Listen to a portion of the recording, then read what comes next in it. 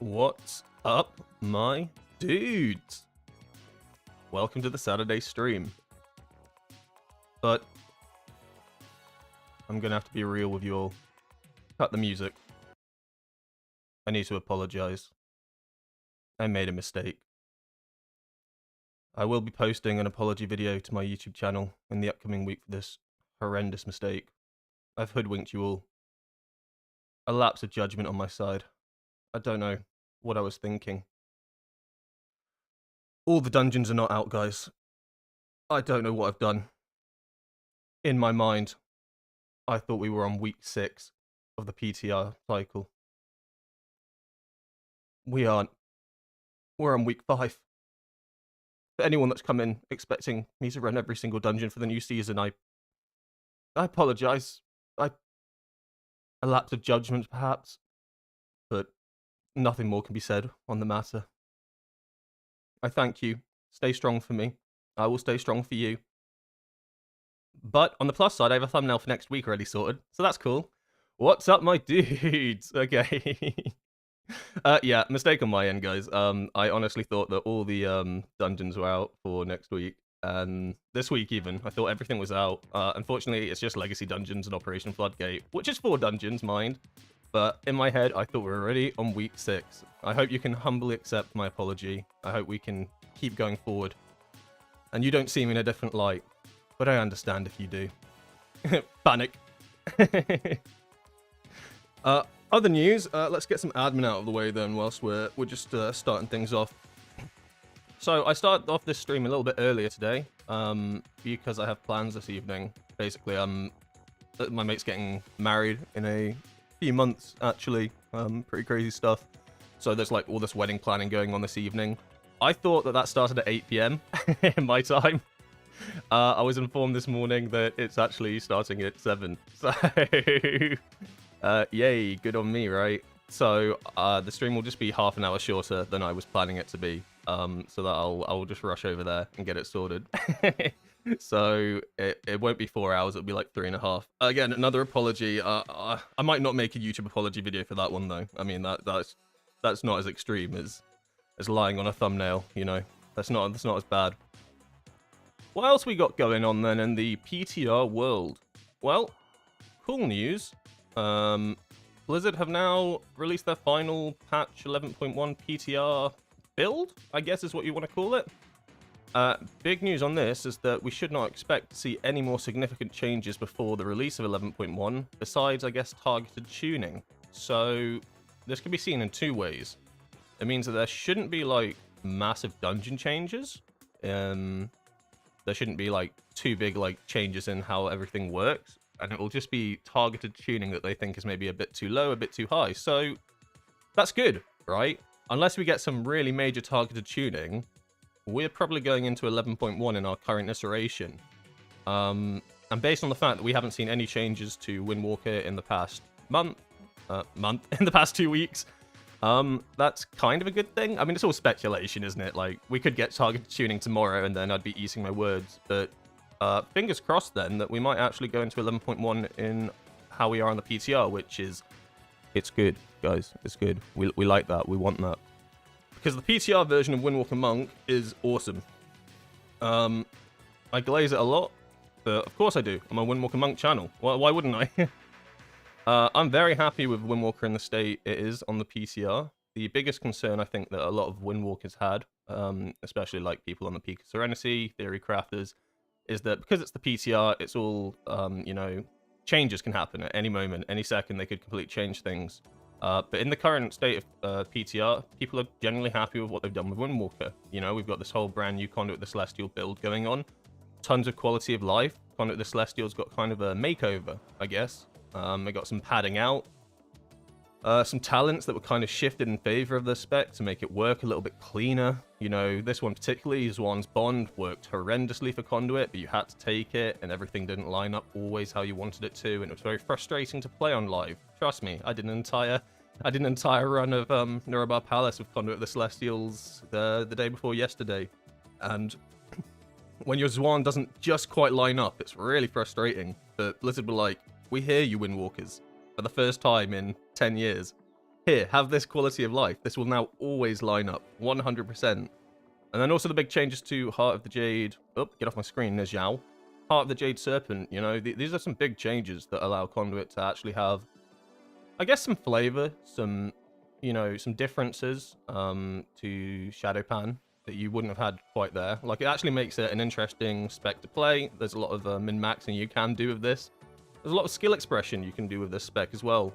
And then also the additional talent, you know, being able to have these thunder builds, these slicing winds builds. It's all just really exciting. So with the fact we're now in the, technically the last PTR build of the cycle, besides maybe some tuning, fingers crossed, right?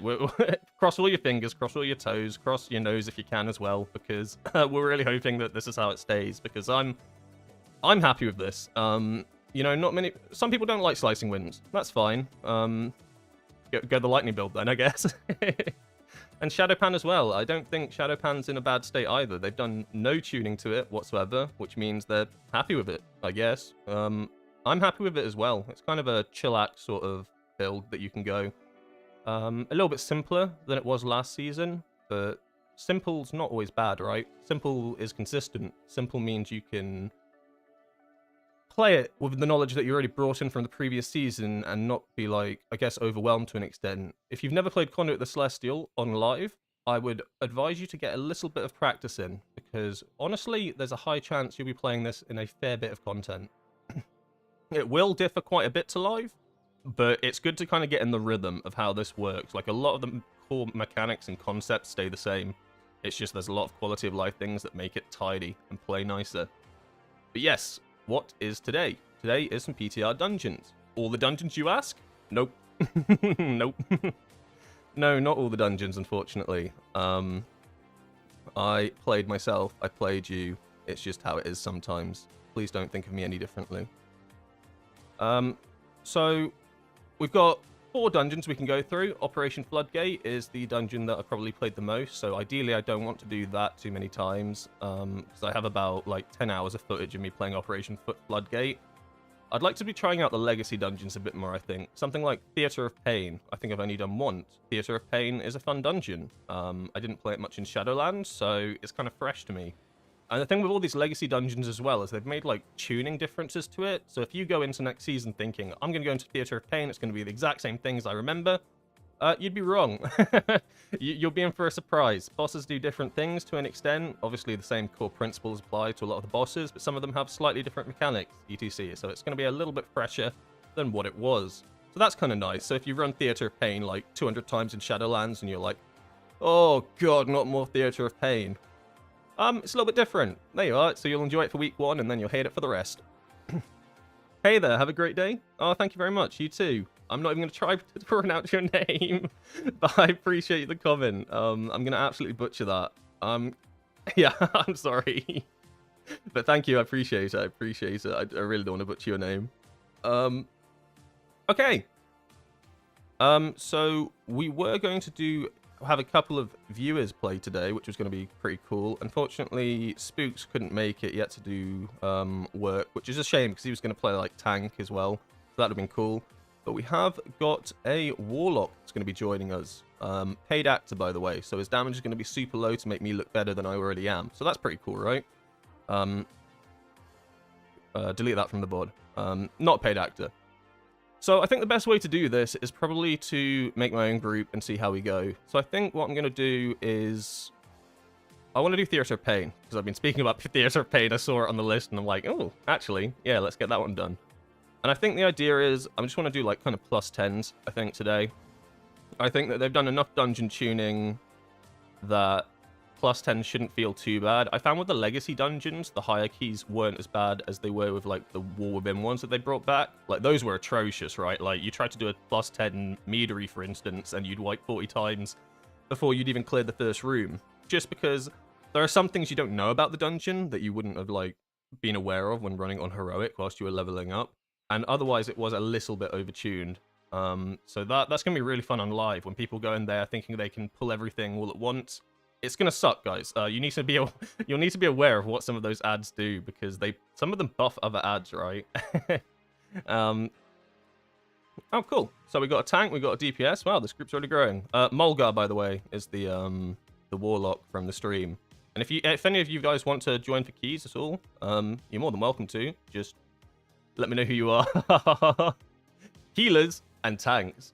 Oh man, if you have a healer or a tank, I will be so happy. But otherwise, just enjoy the stream. In terms of build today, I am going to be doing the standard Conduit the Celestial Mythic Plus build I've been doing for a while. The one with Slicing Winds, which is pretty high-paced, high momentum. The standard Shadowpan one. But then I was kind of thinking, I don't think I played the live builds at all on the PTR. You know, like the standard Shadowpan one that you would go into Mythic Plus right now for your plus 12, I don't know, Necrotic Wake. I haven't really tried any of those.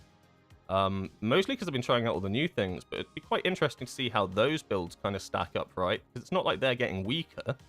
You're just shifting out some of the nodes to get the new talents, and maybe it could turn out that the same build that we're using on live right now is actually better than the new builds, which we don't want, but it's worth testing, right?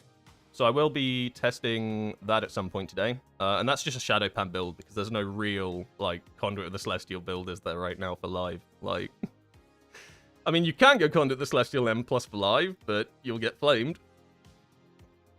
Plus 12s are easier, trust. Are they? I don't mind doing plus 12s. I think you're lying, though. I don't know if easier is probably true. Like, I don't mind doing higher keys, but the main concept I want for these is just to actually get some playtime. Like, a lot of the time on the PTR, what I'm finding is if things go wrong in any of these dungeons, people just leave, right? It's a lot worse than on live, where you wipe a couple of times and people stay to get their, like, crests or whatever. On the PTR, people just straight off log out. That's, like, kind of the issue I'm having. Like, I don't mind doing, like, plus 12s, maybe at the push, but the harder the dungeon, the more people that leave, and that's just not fun to play. It's not fun to watch.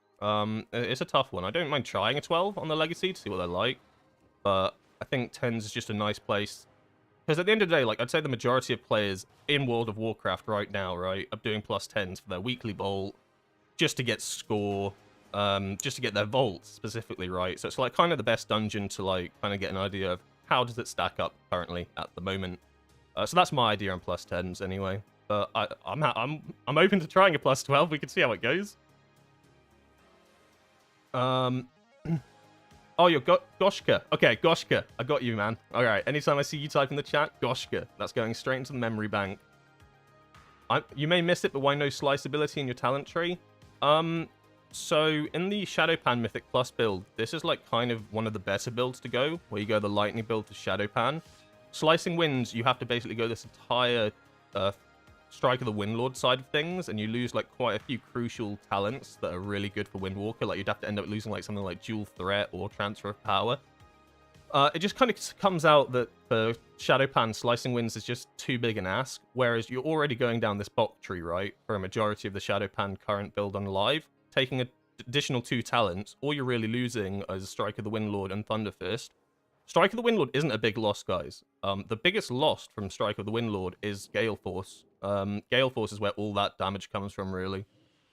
So that is the biggest loss from this side. But it actually turns out that it's better to scrap Strike of the Windlord in favor of the Lightning build. So that's interesting, right? Let me make my way to this dungeon so that I don't lose people. I don't want people to leave. Why is my chat so small today?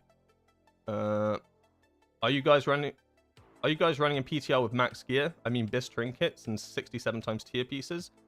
So for PTR, everything is scaled, right? So my eye level right now is 659 because I'm trying to min-max my stats, right? So I've got like gear that's 629, for instance, from last season, but I like the stat balance of it. So this is kind of like, this character's more designed for stat balancing, because if you wear all the new gear that you can buy from the PTR, the stats are a little bit like lopsided, so I kind of like makeshift this one. As well as that, I kept my crafted pieces, for instance, to try like replicate what you might be doing in season 2. So this is kind of like what I see myself wearing in season 2. Obviously not the exact gear, but at the end of the day, it doesn't matter in the respect that every time you do a dungeon, right, if you do a plus 10, you'll be scaled to what Blizzard roughly think you should be doing for a plus 10. So let's say I queued up for a plus 2 on the PCR, they'd ship my eye level all the way down to 622, right? Which is lower than what you'd have on retail right now. So Item levels basically all scaled. For like the mythic testing that we did on raiding, right? They scaled us up to 644, which is crazy low when you think about it, right? You're not going into mythic on like live servers at 644. That's such low item level. So it's all to do with scaling. So I wouldn't worry too much about item level at the moment. Like 659 is not accurate. At the moment this key starts, it will be scaled down. I mean, you can even see it here actually, because this is classed as a mythic 0. I'm put down to 629. Okay, so they've actually upped it a little bit than what it was for the previous weeks. Because I remember doing +2s at 622 or something crazy low. So they have upped it a little bit, but like, you see what I mean? I'm scaled super low at the moment. You do them all the time, because no affix and the guile for 20% more damage and HP is gone. Oh, yes, I forgot about that. They did make some changes, didn't they? Okay, yeah, in that case, I absolutely don't mind trying +12. I forgot that they made like a bunch of M+ changes, didn't they? I think they're quite positive as well. What build am I right now? Alright, we'll start off with Shadow Pan. I don't have a keystone for this. 4, 3, 2, 1. Oh my god, I'm an idiot.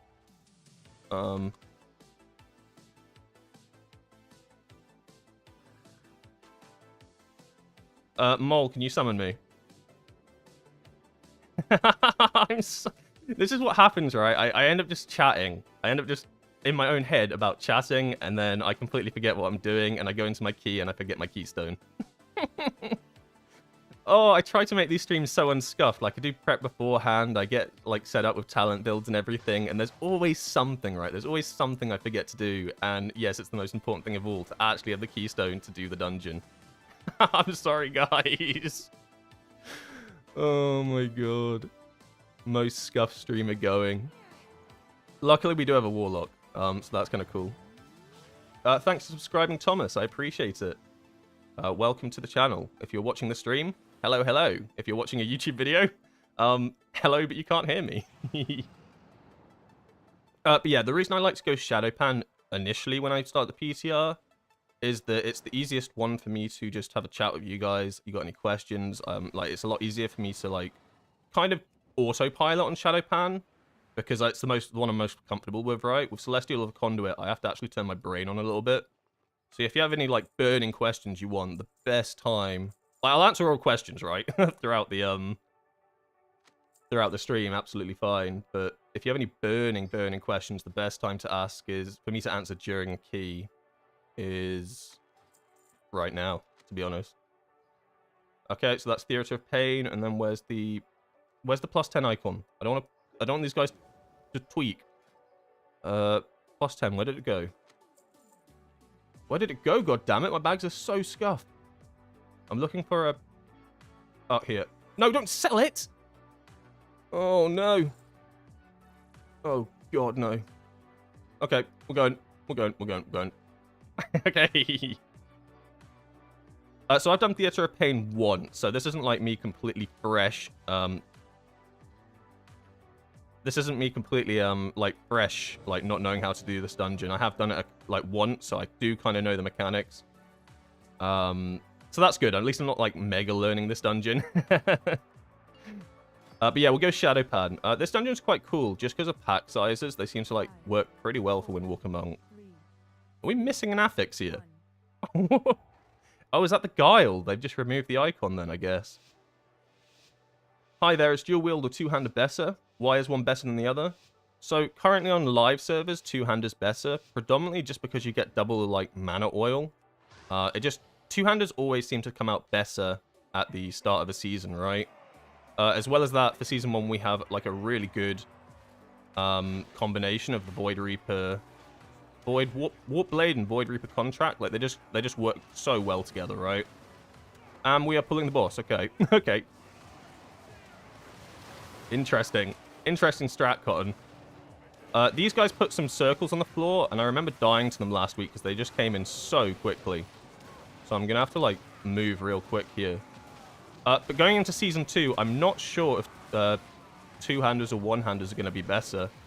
I'd imagine one-handers, right? They come in so quickly. Okay, they came in slower this week. They came in so fast last week. I got, like, one-shot by it instantly. Okay, tank dead. A little bit worrying. Okay, that's not good. Can we res him? Nope, okay. Bit off a little bit more than he could chew by pulling the Raging Bloodhorn with the boss there. I don't know why we're doing this skip. Usually you just pull all of these together, but I let the tank do what he wants to do. Yeah, so at the moment on the PTR, I'm running these two one-handers, so like my crafted one, that you have currently on live, right? I'm not sure if we'll still run this, but I'd be, you know, I wouldn't be surprised if you do. But then there's also this Capo's Molten Knuckled, which is a one-handed weapon. I want to say from Gallywix. It might be from, it's definitely from one of the later bosses that's like really good. It has no stats on it. It's a unique, but the benefits of it are that it like does like passive like damage, like it hits a bunch of targets. So usually when I run this on Mythic Plus, it can do like 2 to 3% of my damage overall, which is a lot, right, for like a weapon. Like that's on like par of like maybe like not Warp Blade itself, but the Void Reaper contract damage does about 4 on live, right? So that's pretty good for just a weapon.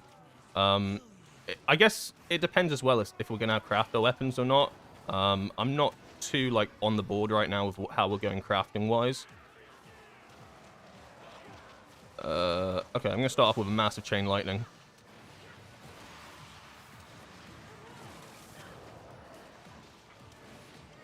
Mighty Smash? That doesn't sound good. Don't stand in front of anything that says it's gonna do a Mighty Smash. Okay, movement speed's slow here, so I'm gonna Tiger's Lust and it does nothing. Okay, noted. Oh, get out of these. These do like pretty much one-shot you. We got bad circles on us. You know how I said I'd done these dungeons?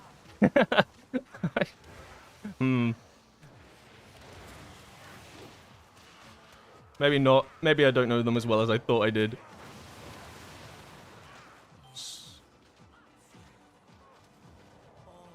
So it looks like you can take out these bosses in whatever order you want. Or maybe they share health. Oh no. No, it dragged me in! What? Why'd I get pulled in 3 times? 2 times? What was that? It's like I had a vine on me or something.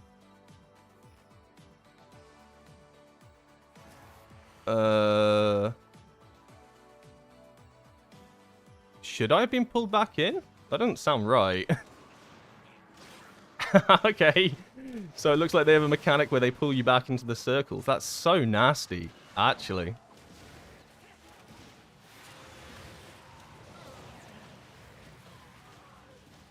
I didn't get pulled back in there.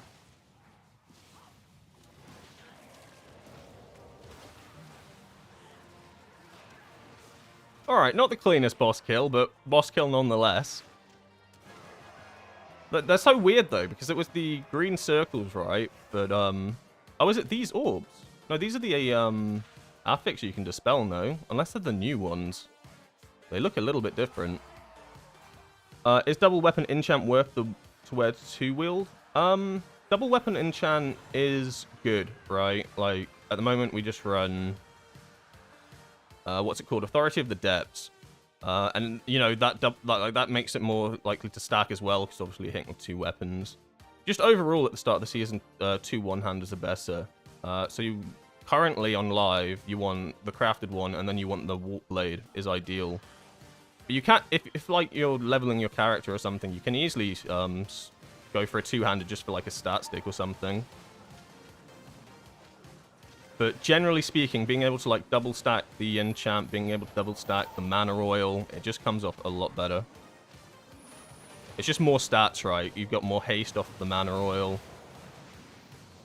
Oh my lordy. Crackling Jade Lightning go hard.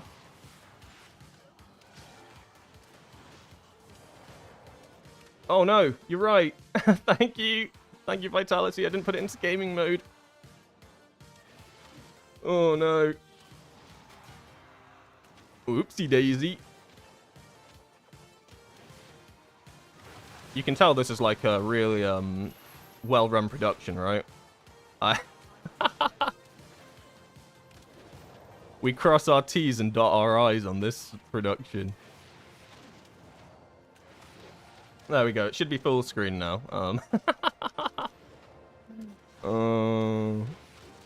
We did that shackle room quite well. Like, the alternative is that you run through the entire room and you pull everything to the back here.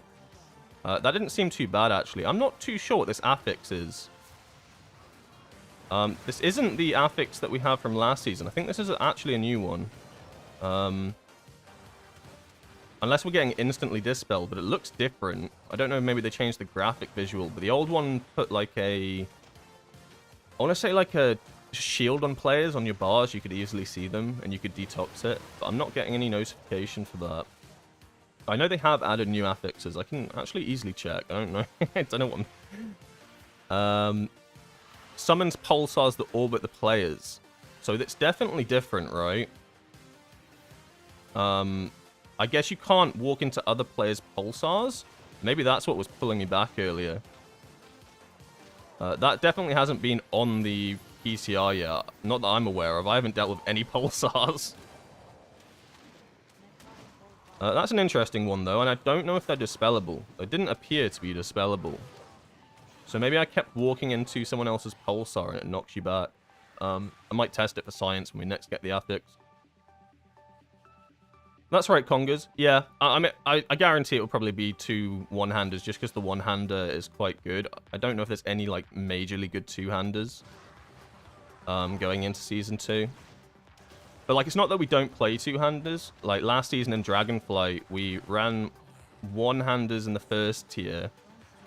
I'm pretty sure, if my memory serves correct. But then in the second and third tier, we ran two-handers, right? We ran Dinars, I think it was called.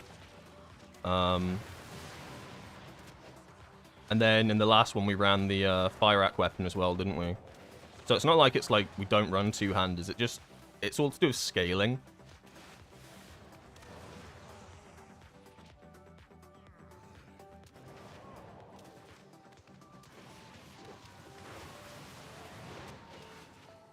Oh, PTR, why are you making me double Tiger Palm? I haven't played Windwalker in a while. What I remember is that you used to tab target to empower your spinning crane kick. Is that still a thing? For Season 2? No. As you can see here right now, I've got my glowing spinning crane kick. But usually this week aura would show you stacks, right? They've completely removed Mark of the Crane for Season 2. So there's you'll no longer have to tab target for stacks anymore. Not a thing. You no longer need to, like, not cheese it, but, like, last season you could guarantee you could get, like, 5 stacks of Strike of the Windlord and stuff. No longer a thing. Spinning crane kick will now do a fixed amount of damage. One of the big changes that this brings with it, right, is that spinning crane kick is now like pretty much our strongest ability in single target, because they've given it like a straight 80% damage buff on all targets. So you actually take spinning crane kick now for all content, and if you get a Dance of the Chi proc in single target or AoE, you pretty much insta-press it. It's that strong. These void orbs are messing people up because, like, you've got to position yourself in a way that you're not hitting people, but hello, look at all this movement we're doing, right? How are you meant to avoid people with these? Or maybe you are meant to hit people with them. I need to learn what this affix does. Uh-oh.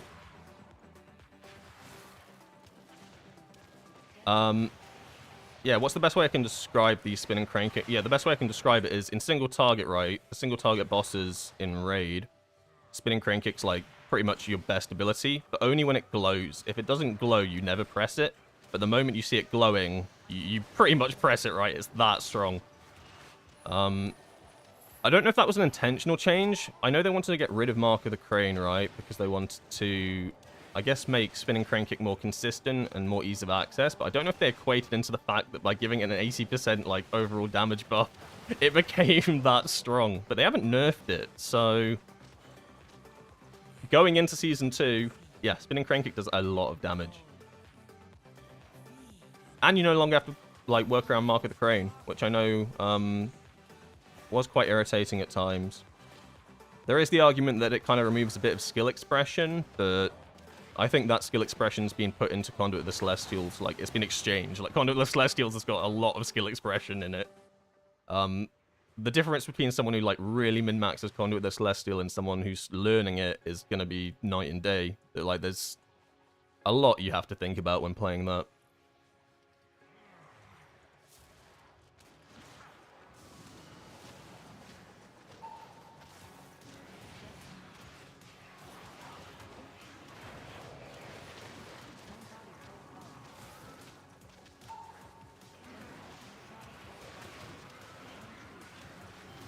Good, I hate tab targeting.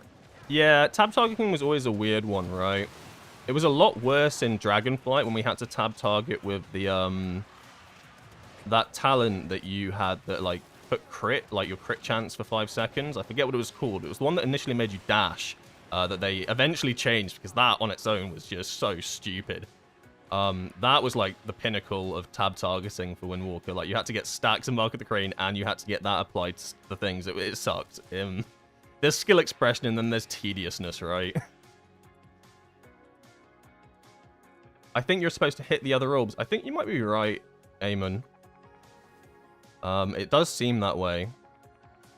So that just brings me back to my question of what pulled me in on that first boss. Uh-oh. Panic.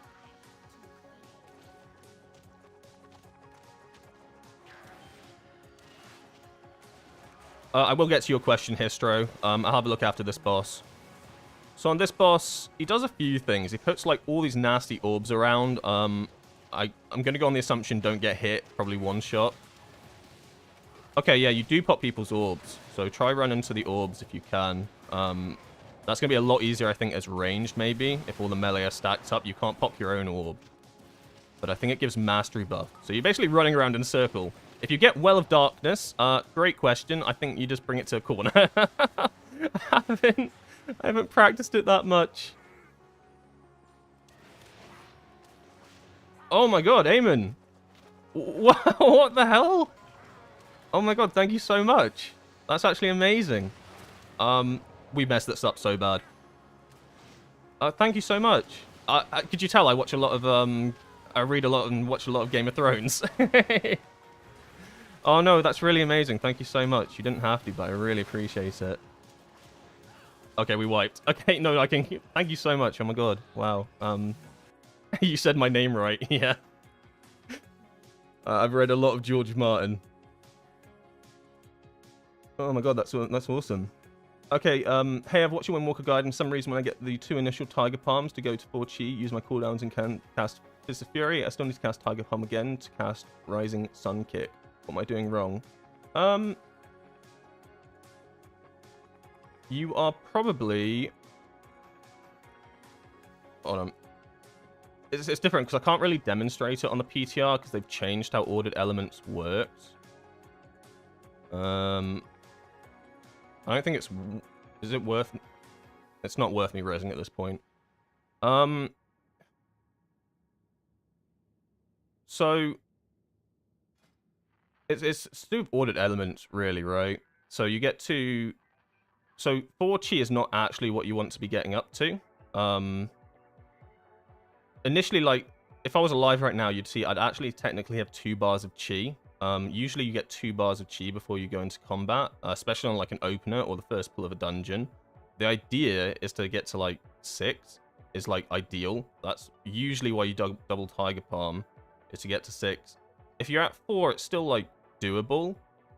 But so you double Tiger Palm, you're at 6, Fist of Fury, and then you go fully into it. Alternatively, you can be on 0, you can get 2 stacked up, go into a... Okay, we pulled. Great. Okay, hold on. I will get to your question. I do need to focus on this boss, though. I should have demonstrated it there, actually. I was just thinking about boss.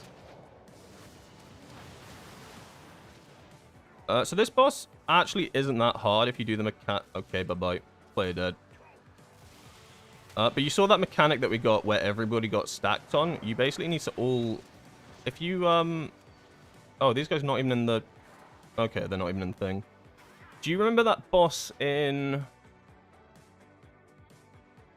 The spider boss from last expansion in the Legacy Dungeon? Battle for Azeroth. Ataldor. You remember Yasma and how you would all have to stack up and then you get your little spider clones or whatever? Exact same concept. This boss is the exact same thing. You stack up. I'll try to do the double Tiger Palm thing here because you can see that I've got no. You see my chi stacking up, right? Okay, so when you're outside of like pulling, you should naturally stack up to 2. So I'm at 2 right now.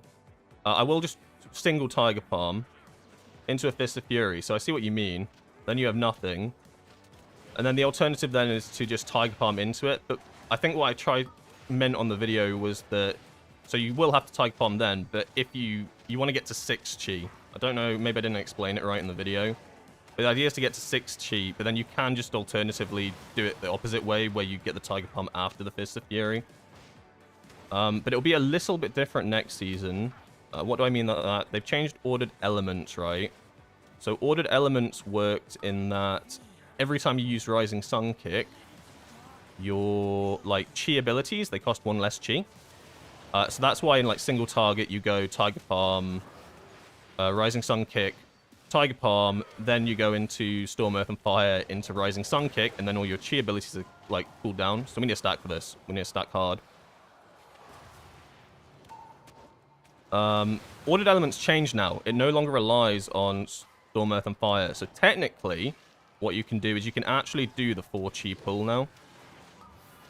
Because you literally can instead go Tiger Palm into 4 chi, Storm, Earth, and Fire into Fist of Fury. Your Fist of Fury now only costs 2? 2, am I right? And then you can go straight into whatever you want, like Rising Sun Kick. So it actually plays out better now. The only issue is you might not run ordered elements in all content. It'll feel better in AoE. It's, yeah, there's a lot of different builds at the moment, right? There's a lot of nuances to Windwalker going into Season 2. So I think the TLDR of what I was trying to say is, you want to try and get to 6 chi. I think I went off of the reference that you start at 2 chi, right? That's not always the case. If not, oh god. If not, then just go for the Tiger Palm and then just go into a Tiger Palm, then just go into a Fist of Fury and then into Tiger Palm if you can't get yourself to 6 chi. That won't mess up too much, because in that way you're still like building up hit combo stacks. And if you're not running hit combo and you're running Flurry of Zorn instead, then it's not even that big a deal. It's more so if you run hit combos, but I know a fair few people just run Flurry of Zorn now because they buffed it. That's this talent over here. So hit combos like makes it really punishing if you like break mastery. They buffed Flurry of Zorn like twice, right? Twice in Season 1, and they made it like better, more competitive. It's still better to technically go hit combos, right? But if you always find yourself like struggling with mastery, it's kind of like an alternative, like a nice, easier way to not be as punished by mastery loss. Because you think, right, you're on 5 stacks of hit combos, you're like mid-boss fight, and you double Tiger Palm. You've lost a massive amount of damage, you've got to build that all up again. Like, it can suck. Did I explain that alright? I don't know. I think I tried to explain why you, thingy. I'll do it now. So I'm on 2 stacks now on the new thing. Then you strike with the Windlord. Strike with the Windlord, and then you Storm, Earth, and Fire. And you can see how I instantly went up in chi as well. So I think potentially you might be missing the Storm, Earth, and Fire before the Fist of Fury as well. You always want to, in AoE, Storm, Earth, and Fire before Fist of Fury. 1, because you then kick off ordered elements, right? But then as well as that, you've given yourself a big damage amp on your Fist of Fury.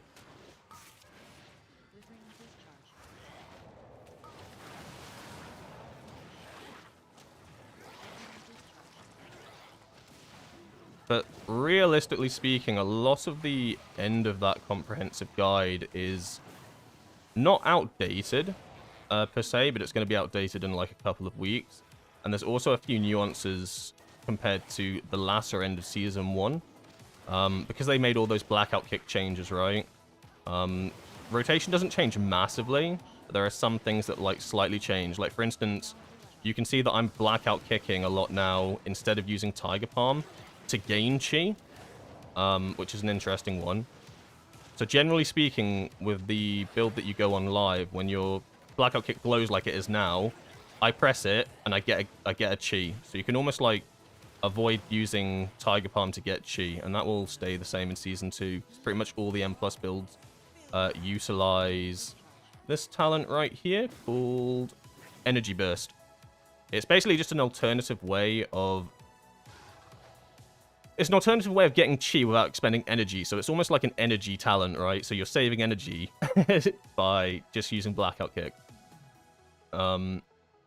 It doesn't mean like Blackout Kick goes massively up in the priority. It just means you don't want to double stack it. It works the same way as Spinning Crane Kick, where you can stack that twice. You just don't let Blackout Kick stack more than twice. Otherwise, you're technically stealing damage from yourself. Oh my god, Eamon, every time I glance over, I just see that donation. Man, I'm so awkward, but that is just amazing. Like, thank you so much. That's okay, matey. I don't even know where we are in this dungeon. I've just been, like, spieling. This is what I mean when I play. I can, like, talk a lot while playing Shadowpan, because I'm just so familiar with it. I can just, like, kind of brain off to an extent and just yap about things. Just because I'm so familiar with it. These guys shoot frontals and backles. Backle is not a word, but it is now. That is the same. That was from Shadowlands. I do remember getting one-shot by that plenty of times.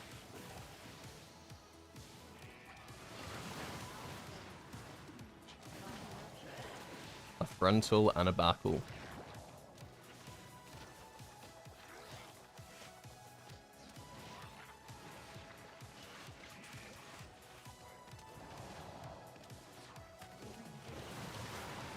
Oh god.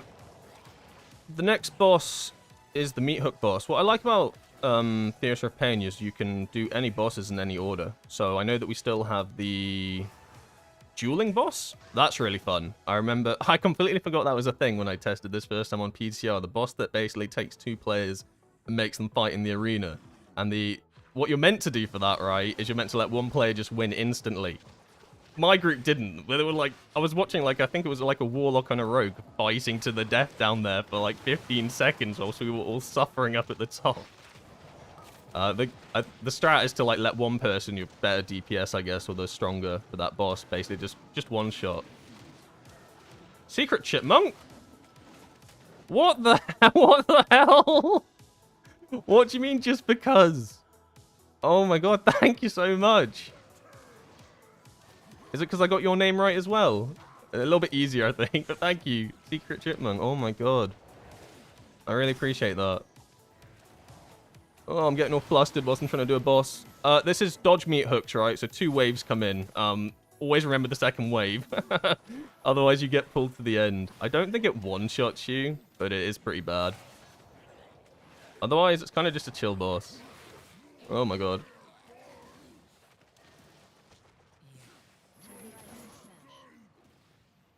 And it's randomized as well.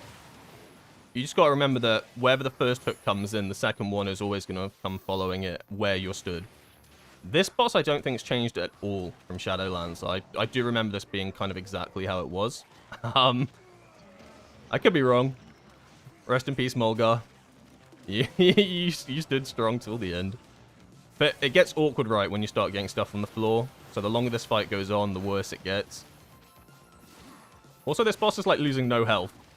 I don't know what that's all about.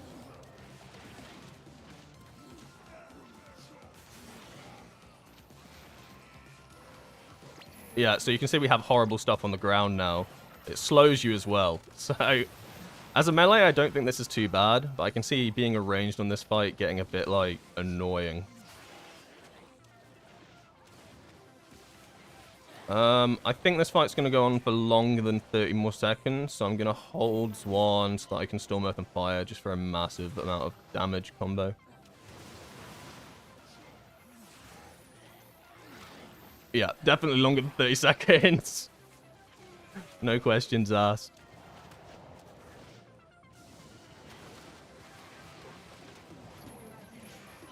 Oh, you pop your AoE whilst I'm in my cooldowns. That is not cool, bro.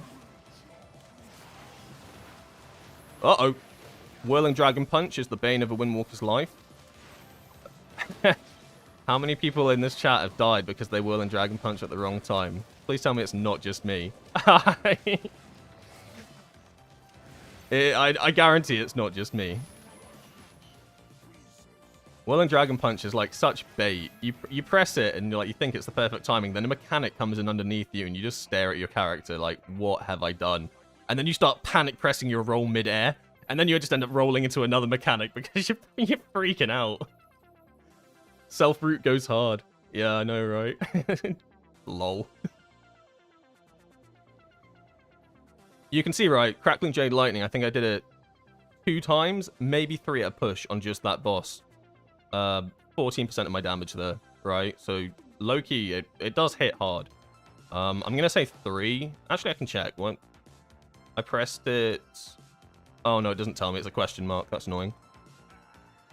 But generally speaking, I don't think I pressed it much there. I'm going to say 3 just to give it benefit of the doubt. But, like, that's a lot of damage, right? On a... It's not quite single target, but maybe it had, like, 3 adds up. So that's not even, like, max value. Swirly, then die. What I did, right, the other night on Kaiveza is the daggers came in, and, like, usually I'm a good boy, and I say to myself, I don't Whirling Dragon Punch during the daggers, because I know the moment the daggers come in, like, the moment I go up in the air, those daggers are coming under my feet. So what do? A Whirling Dragon Punch and a dagger comes under my feet. I panic. I rolled sideways, and I somehow managed to, at the last second, survive. And I was like, oh my god, right, I'm not doing that again. Then Whirling Dragon Punch came up again. And I was like, well, actually, I've had a change of heart. And the exact same thing happened. And I'm just thinking to myself, oh my god, why do I do this? It's like the, it's kind of a monk rite of passage, right? Like, the same as, like, rolling off of something. Like, every Windwalker's rolled off of, like, a platform at some point. When have I done it this tier? I think I rolled off of Rashinan once. I was running the Torpedo. At the start, I was running Torpedo because I thought it was better for mobility. Not necessarily anymore. But I was running Torpedo, and then a mechanic came in at some point, and I forgot that I was running Torpedo, right? So I just go straight off the side. And then, like, you panic press Transcendence to try save yourself, and it's just...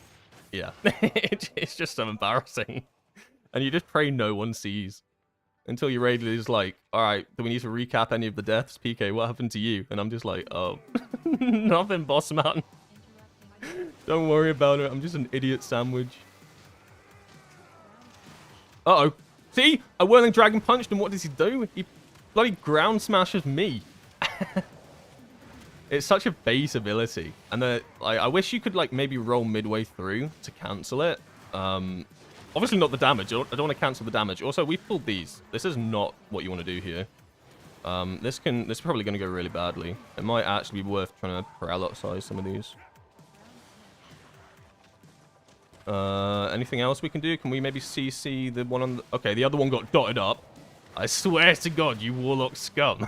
You did not dot that up. Uh-oh. So for this mini-boss, I think the way to play it is you want to take him into the very corner. Because on the other dungeon that I did as well, this happened. Yeah. Okay. I think you just social pull them by accident, which is a bit of an issue. But if you end up doing that, you either have to stack everything on top of each other, so maybe bringing everything towards those archer ads maybe works, and then just CC chain. But that went poorly. I imagine that's probably how you will do this on live. You'll just bring him over to them. But having everything spread out is a little bit bait.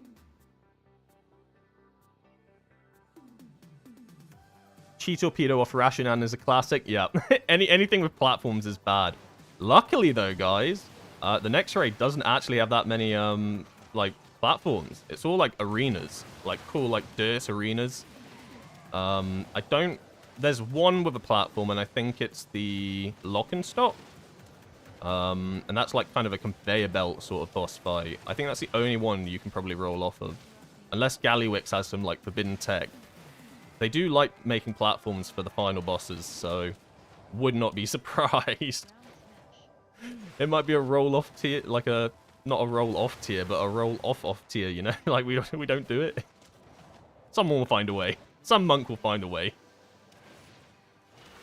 Can I show you my Mythic Plus build? Yeah, sure, Brandon. Okay, actually, I'll wait for this to die, actually. I did just peek it there. You could technically pause it. If you want as well, I can post the code into the chat if you want to try it at all. If you're on the PTR, just let me know. I can easily just paste in the export code for this one. But this is Shadowpan. This is completely Shadowpan with electricity. I've run this one a lot on the PTR. Usually at the start of streams, just because it's easy for me to chat whilst I play.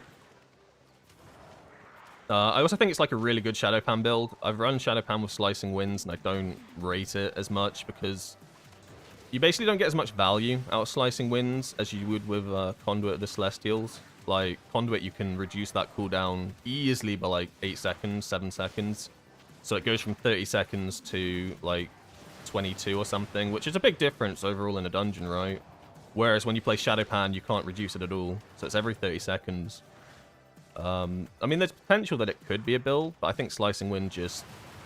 It kind of feels like it's made for Conduit. Whereas the Lightning build feels like it's made for Shadowpan. I played the Lightning build with Conduit as well. I don't like that. It feels bad, because there's no synergy. There's, like, really no synergy between Lightning and Conduit. Like, they don't reduce the cooldown, because it's, like, more of a stacking damage. It just doesn't synergize very well. So I feel like they're kind of two build paths. You'll go one or the other. Yeah, after this run. Yeah. Just remind me when the run's over, because my memory is like a goldfish. I'll say it now. I'll be like, yeah, absolutely, I'll show you. And then I'll just completely forget. I'll try to remember. I'll do my best.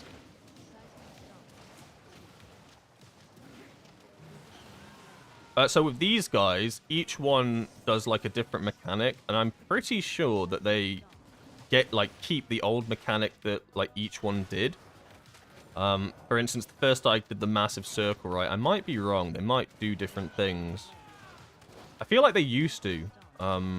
Maybe that's just maybe I've just gaslit myself into believing that. But I was pretty sure that they used to like copy the old abilities and then add the new, add their new ones, but maybe not. This one just looks like it's doing Ricochet Blade and Stomp. So, yeah, I gaslight myself sometimes. That's okay. False memories, alright, right?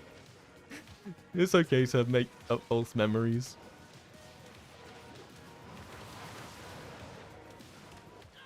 The reason I got knocked back on the first boss is because the crowd in the background pushed you back. Oh, so I was too close to the edge, and every time I was going, like, trying to roll out. Okay, thank you. I would never have known that. Thank you so much for telling me that. That's actually really cool. I would have done this on live 100 times without knowing that the crowd pushed you back, so I appreciate that. So this is the boss. This is a really cool boss. He makes two people fight in the arena. Hopefully it's me so I can one-shot someone. But you generally want to you want to be one-shotting each other. One person needs to win, like, outright. Otherwise it goes on for too long. Also, the player that goes... the players that go down, the winner gets a damage debuff, so that's pretty cool. Healer's dead, not great. And then you also want to, like, obviously move out these mechanics, but also whenever the... Oh, is it me? Yes, okay, I'm going to zap this guy into oblivion. GG, well played. Don't root me. You... Okay, right. I'm not playing this right, then. You want to fight? You want to fight? We can fight. That's fine, bro. Where's your health gone, warrior? Okay, see it. He interrupted my crackling jade lightning. What the hell is that about?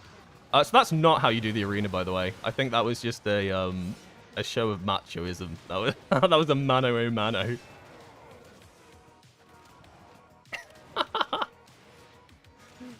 He charged me first. He initiated it. I can't let myself just get one shot on the stream. I'm not doing that. This banner has to go as well. I don't know what it does. Probably puts a nasty debuff. It's called an oppressive banner, so... And then you need to move out these mechanics. So this is going to be a wipe, but... Good job, Mulgar. A range that survived everything. I think we are going to fall. Unless you want a 1v1 in the arena, we can do that.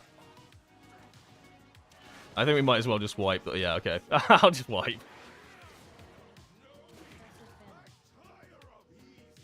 I can quickly show you now, Brandon. So this is the Shadowpan build. You're basically not running Strike of the Windlord. You've ignored this entire side of the tree. You're fully going into Bok and Energy Burst sort of thing. It's pretty similar to the one on live, right? There's a few nuances where you now go Crackling Jade Lightning. So this is kind of where you lose the nodes on the right-hand side, right?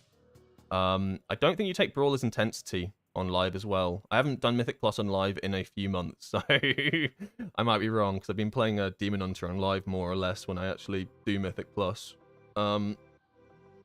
But this is mostly for Rising Sun Kick, right, to get reduced. It also increases Blackout Kick damage, which is nice, but this is to try, not because Rising Sun Kick does a lot of damage in M+, but it's basically a glorified Fist of Fury cooldown, right? So having that reduced by a shorter cooldown means you get more Fist of Furies up whenever you get the proc from Zwan's Battle Gear. And if you look at the damage breakdown, you can see Fist of Fury is like 20% of my damage right now. Like, all your damage is going to be Fist of Fury. Oh, it's impossible to... Is it impossible? Oh, what the hell? This warrior's being mean. I guess I could... Okay. Oh my god, this guy's absolutely roasting me. If you guys could... I'll show you what he's saying, because it's funny. Oh, I love WoW players. If you read the chat down there. Is it impossible to run back, Monk? I've seen you press W. I hear if you hold it for longer than 2 seconds, you actually can get to where you need to go. Alright, that is on me. It's because I yap when I'm down, so that I can answer questions and stuff, but he's not wrong, right? He's a bit lazy. Oh, I deserve that. I deserve what I get. So Oppressive Banner needs to go down. Honestly, Touch of Death's kind of useful for this, right? Oh, Jesus. I didn't get it as well. The benefit of getting a Touch of Death on that early on, is that you would then get the damage boost. Okay, so it's Warlock versus Warrior. I can tell you already who's going to win that one, and it is not the Warlock. It means I can go hard on this banner. I think they wiped because this banner stayed up for too long initially when we were down there, but luckily I have my big cooldowns. What? The duel's over already? Was it that bad? I didn't even notice who won. I'm gonna say Warrior, right? I can imagine he just charged in one shot. But I'm gonna go off the assumption that Mulgar lets it happen because he wants to do the fight correctly. In which case, we have respect for that.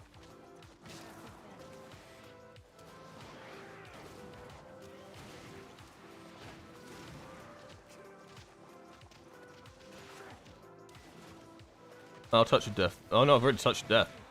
Oh, I touched the death for one when they were down there. Not great. Heal keeps going down. Oh, I'm so greedy, actually. That's so cringe. You can test the crowd pushing you in on the last boss. Oh, does it do it as well? Oh, I guess it's the same arena, isn't it? Because it's the same arena they push you in. But yeah, I didn't even know that. I just assumed they were like... Honestly, I didn't even notice that there was an audience in the arena. The banner slows the group. That's why it has to die first. That slow gets more the longer it's alive. Oh, it's not a debuff. Yeah, obviously it makes sense that it's some sort of debuff. I didn't just know what it was. I mean, at some point I am going to probably run through all of these dungeons and work out what everything does. But I'm kind of enjoy like playing them and learning as you go. But the idea will be to have like a kind of Windwalker guide in every single dungeon, right? Because there'll be different ways that Windwalkers can use their gifted abilities in comparison to other specs. Like usually there's like 1 or 2 diffuse magic unique interactions per dungeon. However, I was reading on Peak of Serenity through other people's testing that actually it doesn't look like there are that many for this season. So it might just be used as a magic defense, which honestly on its own is good, right? 60% damage reduction on magic is nothing to scoff at. But yeah, that'll be the game plan, but I don't really want to do it on the PTR so much. It makes sense to wait for the dungeons to go live before I make like a, here's how you play this as a Windwalker. Because I could make a video on these dungeons, right, on the PTR, and then next week they change how some of these bosses work and their damage scaling and stuff, and it's like, oh, okay. So I've just misinformed everybody that watches me. Not really what I want to be doing. I would say the most dangerous thing about this boss, I know I died to the massive circle, that's super easy to get out of, that's greed, is probably the frontal. I think the frontal is the least, like, obvious thing that's coming in. Like, the massive half the arena, that's quite clear. Like, that's super clear, right? Massive cleave, his massive AoE circle, but when he does crushing slam, right, that's not as obvious until the effect goes on the floor. So if, like, maybe you're, like, a ranged, like, I saw Mulgar got smacked by that because he was stood behind. That will catch people off guard. If anything catches people off guard on that boss, it will be that. But otherwise, it's kind of a chill fight. I would like them... They are going to down it. And I will release, so that the warrior is satisfied with my performance. Otherwise, he's going to flame me again.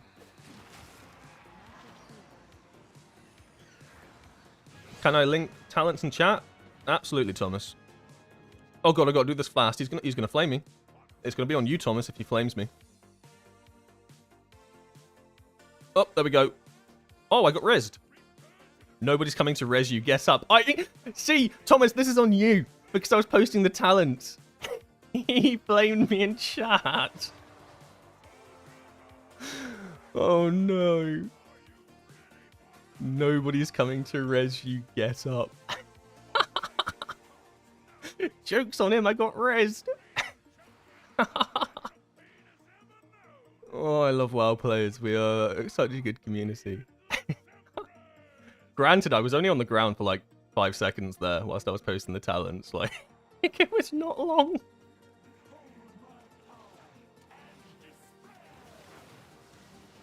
So this boss is similar to that other boss, where there's the one mechanic where you all need to stack, right? You get like massive circles on you, and it looks like you need to spread, but you do need to stack, and I just double blackout kicked. I'm a monkey.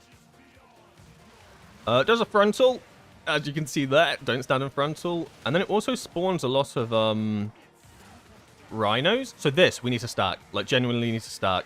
I'm going to stack with the boys over here. Yeah, because then you spawn all of these, right? And if they're spread out and they're all casting, you're in trouble. I don't know if you have to stack, like, on top of each other. Probably not. That would do damage. But that is going to be bad, right? If you have them all spread out. And then it does, like, some weird phase. Now it will, like, summon loads of spirit animals, and they all start charging, and I don't really know what's going on. It's just survive. Let's test out this crowd. Oh, so I was literally, like, I rolled over here, and then I got pushed. I get you. That's... That's something I never would have even known. So it looks like the spirit animal phase is... I'm going to say health-based, right? So we all need to stack this loosely. Good enough, I guess. Loose enough, I guess. And then you see how fast everything goes down because we were all stacked for it. That's the same from Shadowlands. I do remember having to do that. And now this is where the spirit animals come in. Oh, not animals. They're people. They're spirit people. Do you think... Tank? He just got one shot. Oh, here's the rhinos. Okay, they're not rhinos, but you know what I mean. And then I guess you stand in a position where you're not going to get 1D'd by them. I don't know why I thought they were rhinos. This isn't good, though, because I have boss aggro. I don't think we have a... Okay, this is a rip. No, you're right, Thomas. Yeah, it's just funny because I knew he was gonna say something. I rezzed that time. Can he say something now? Can he be like, ah, you actually rezzed for a change?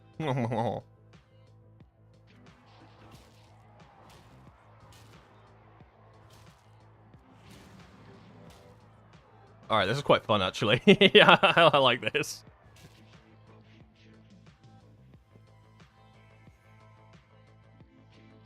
So, I don't know, the fight's relatively simple, but I think, like, it does ramp up, right, when you start getting the overlaps between the circles and then all the spirit fighters spawn. I think that's when you're really going to start suffering. But I don't know what... Reaping Scythe just one-shot the tank at one point. I mean, you could see that one just there, right? That's got 75% of his health. On pull, by the way. Like, that's on pull. So it looks like that will have to be, like, a big defensive for tanks. So we all have this. You just don't want to be near that dark portal, I think is the game plan for this. And what sucks as well is that my Crackling Jade Lightning just doesn't quite line up. And then you have to like debate, am I going to hold it? And I'm going to say no. Because it's like still a while before that comes in again, right? It's not about to come up right now. Tell me it's not Grasping Rift. No, it's not. It's I'm trying to learn ability names. You can see my timeline on the right-hand side. I'm not, like, quite familiar just yet with all the ability names.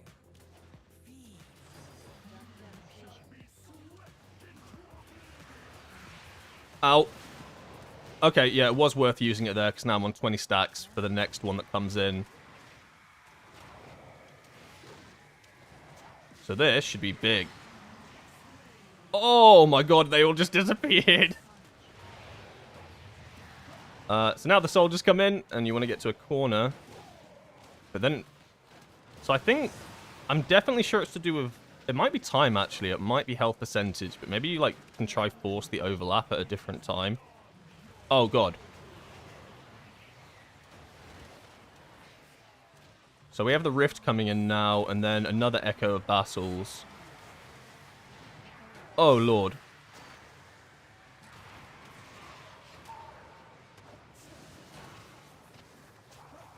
Try get a good fist here. Alright, that should be boss down. Oh my god! I forgot about the rhinos.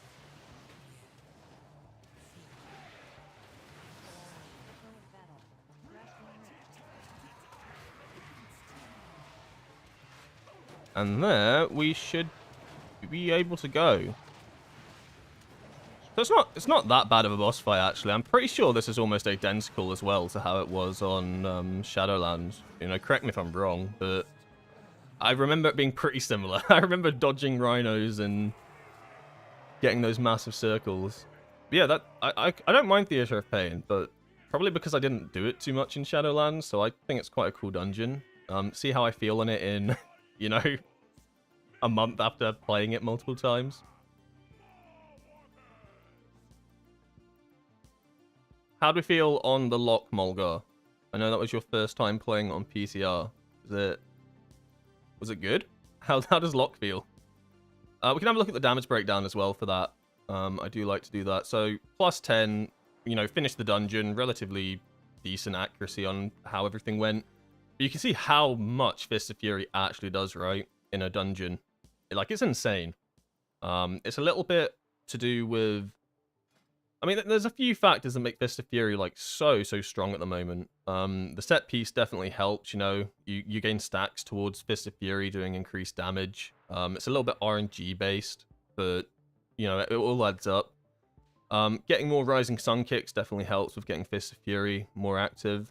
But yeah, this is, like, one of the big reasons why I pushed out the macro video before the season dropped. Because, like, cancelling a Fist of Fury at any point during the cast is just such a big damage loss. Even if you're doing it right at the end, you just end up losing so much damage. Like, you can see how much this contributed, almost 20% overall.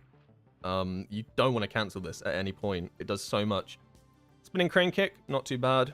You can see Blackout Kick actually contributing quite a lot. Like, you can get a lot of value out of this. And then Crackling Jade Lightning, you know, that did 10% my damage overall. That, well, you know, let's round up. We'll round up.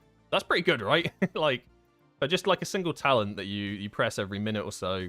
So it's a lot of damage. You just kind of need to make sure that you're hitting 5 targets with it to get optimum damage. Like 5 is like the sweet spot. Oh, we have a lot of comments. I'll go through them. There was a bug in Shadowlands where you could skip first packs by walking around the outside of the crowd and they knocked you in. Oh, I see. So what we did, yeah, so we skipped the first pack on this one, but we used Mind Soothe. So I guess that's a little bit different. I guess it will actually just run around and just go to the boss. Oh, that's funny. Okay, that's interesting. I didn't know that. Monk Windwalker back to the top DPS?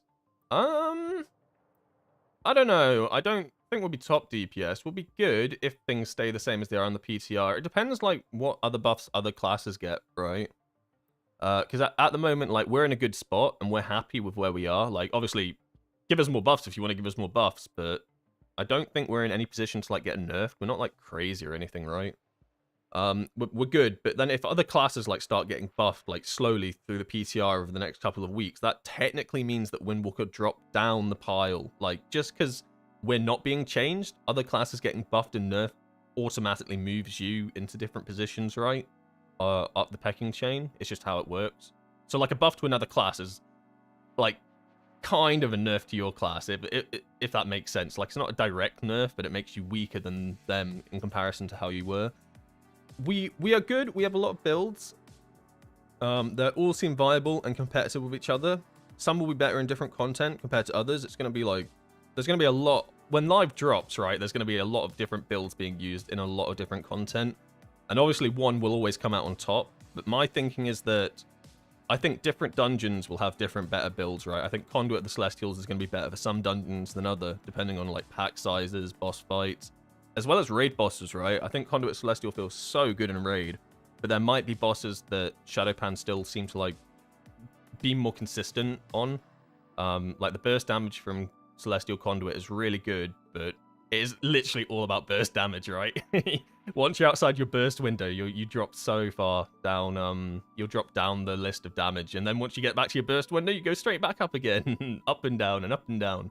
Whereas Shadowpan, you'll like stay consistently in the same realm. So I don't know if I wouldn't say top damage. I think that might be too optimistic. Like, you're competing against things like Shamans, right? I know Ellie's in a good place. I know Enhancement's in a good place. I think Demon Hunter's in a good place as well. Correct me if I'm wrong, but we're not best, but I don't think we're in a bad spot.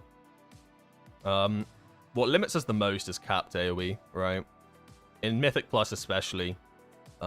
We just get hindered so much by capped AoE on pretty much every ability that's our biggest struggle.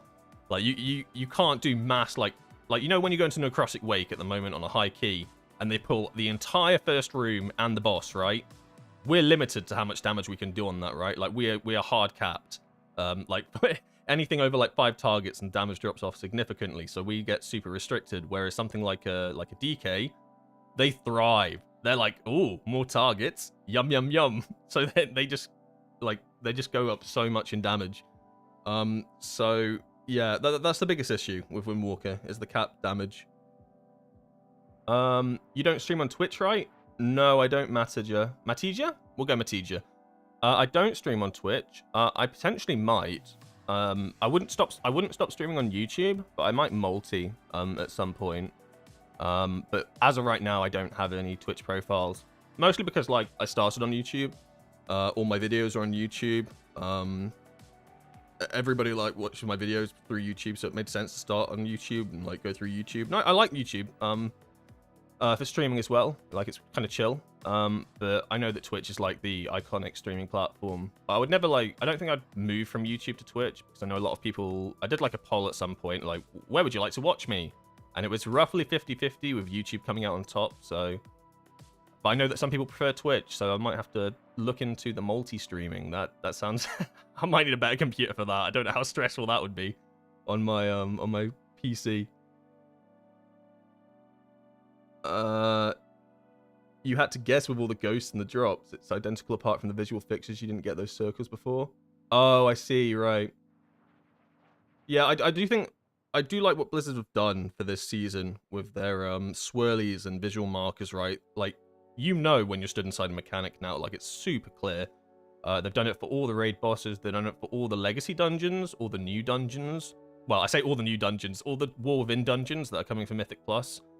Operation Floodgate, everything mechanically, like, anything that is AoE can hurt you if you're stood in it or whatever. It's super clear where it is now, and I think that's been needed for years, right? That's like kind of crazy that that's only come out now.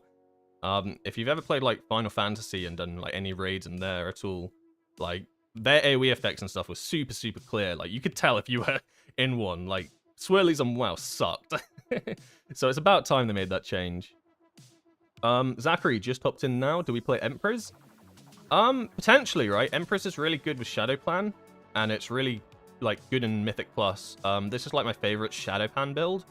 I wouldn't run it with Celestial Conduit though. We can use Celestial Conduit next actually. So this is the build I would go for Celestial Conduit. It's quite different. Like, you can see that no more electricity. You're kind of losing a few talent nodes over on this left side. And you're trading them all for this right side. So you can go with Strike of the Windlord, Gale Force, and then Slicing Winds. So the way I view it is Shadowpan seems to be better on the left half. Conduit seems to be better on the right half. And they're both good in different situations. So it's not... I don't think it's going to be a... You run Conduit the entire season for every piece of content. It's going to be actually thinking about... Ooh, will Shadowpan be better for this key?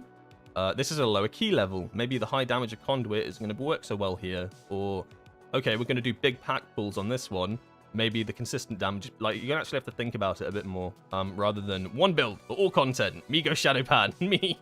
Me go one Shadowpan build, whether it's a +2 or a +20. What will the best trinkets be for Season 2? I'm not sure, Thomas. It's hard to tell without, like, theory crafting APL. The biggest issue with that at the moment is, like, a lot of trinkets... You know what I mean when I say a trinket is like a stat stick, right? Like, this one, for instance, Reverb Radio. It gives me a lot of haste over time, and then it gives you, like, a big amount of haste. The issue with a trinket like this is it's really hard for me to visually work out how much damage this is actually giving me, right? Like, when I look at this, I can look at the uptime of it, sure, but, like, how much damage is this actually giving my character?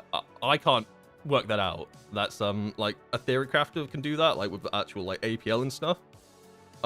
Whereas something like House of Cards is a little bit easier to judge, because although it is the exact same thing in principle, where it's a stat stick, it's on a timer, and the importance of it being on a 1 minute 30 timer is that lines up perfectly with Conduit the Celestials, right? So you're getting a mass amount of stats when you want it every 1 minute 30 seconds, which happens to be the exact same cooldown of Conduit the Celestials. So this one's a little bit easier to judge, and I'd be surprised if this isn't best in slot for Conduit, unless there's like some secret 1 minute 30 trinket in the delves, right, that we don't have access to right now.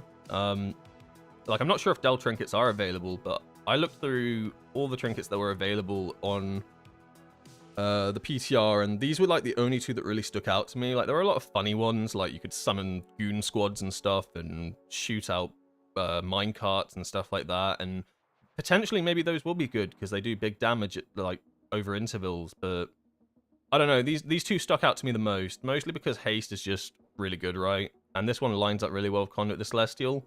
I'm not sure if House of Cards will be the best for Shadowpan, just because the timer's a little bit off for it. Like, you'd prefer it to be 2 minutes for Shadowpan, because that's when you're using your cooldowns predominantly.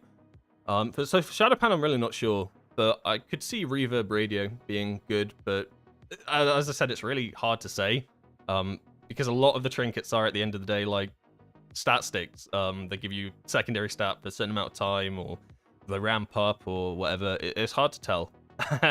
So not the greatest answer, but it'll be a lot clearer once the theory crafters have actually run some numbers.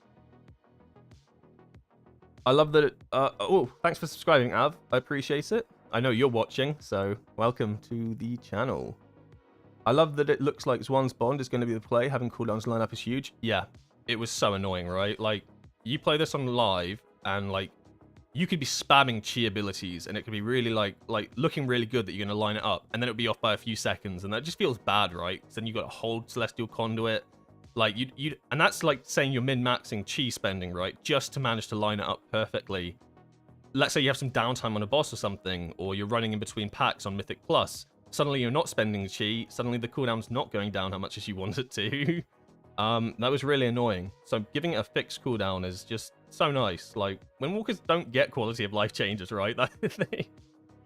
Like, I've been playing Windwalker throughout the entirety of Dragonflight and a bit before, and like for Dragonflight, quality of life changes were not really a thing, right? There was a lot of people petitioning different talent trees. I think the one change they gave us that was big was the dash ability, where they gave you the option not to dash anymore. But like, overall, yeah, I think they put a lot of like thought into things that will actually make Conduit the Celestial feel good, and this is a big one. This is a really big one. Probably more important than people might realize. Just being able to line it up perfectly every time is huge. Kind of dig that as time goes on, this X-Pack, all the different builds are getting better and better. Yeah, I like it as well. It makes me think, like, what can you do for Season 3, though? Maybe release a new hero talent? I don't know, like, because finally we're getting Conduit the Celestial, we're getting that. I guess what they'll probably do for Season 3 is that's when they'll actually implement tier sets that do something different, right? Maybe it will act differently, make your Shadow Plan rotation different, make Conduit even more complex, but it's hard to tell, like, because this tier set's so boring, right? And all the tier sets are the same. They're all to do with, like, winning streaks, aren't they? And it's all, like, RNG and, like, something you're not even going to keep track of because, like, I don't know, I have a 15% chance to remove it. Like, I can't control that, really. So I'm glad that they put a bit of time into actually doing some hero talent things. Oh no, Mulgar, I've just read your thing. Rough. Don't even know if the talents are right. Well, you've had time to have a look at some talents. Let's go into another key, shall we? So we've done the Theatre of Pain. We have the option of doing Dark... No. We have the option of doing... My brain has gone blank. Operation Mechagon Workshop. I don't know why there's an option for Operation Mechagon itself. That's not real. You can only do the second half. Or we can do... the Mother Load. Let's try the Mother Load. We'll do a 10 again. I will do a 12 at some point. I'll do 12 next key. We'll do 12 Operation Mechagon.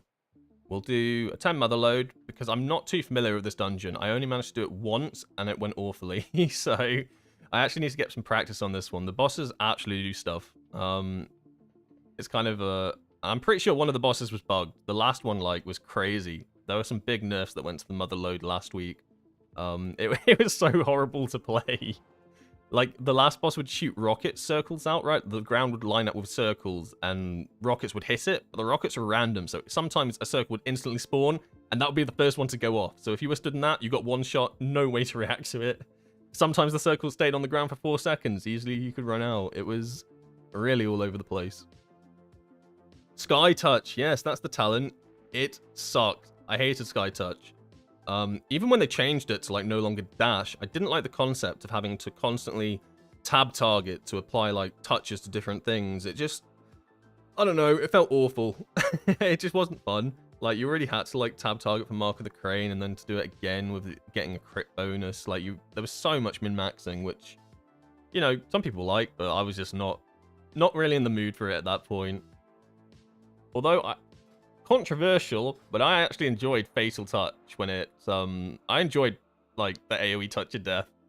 I know a lot of people hated it, but I enjoyed, I enjoyed just going up to a pack and just one-shotting everything with a touch of death.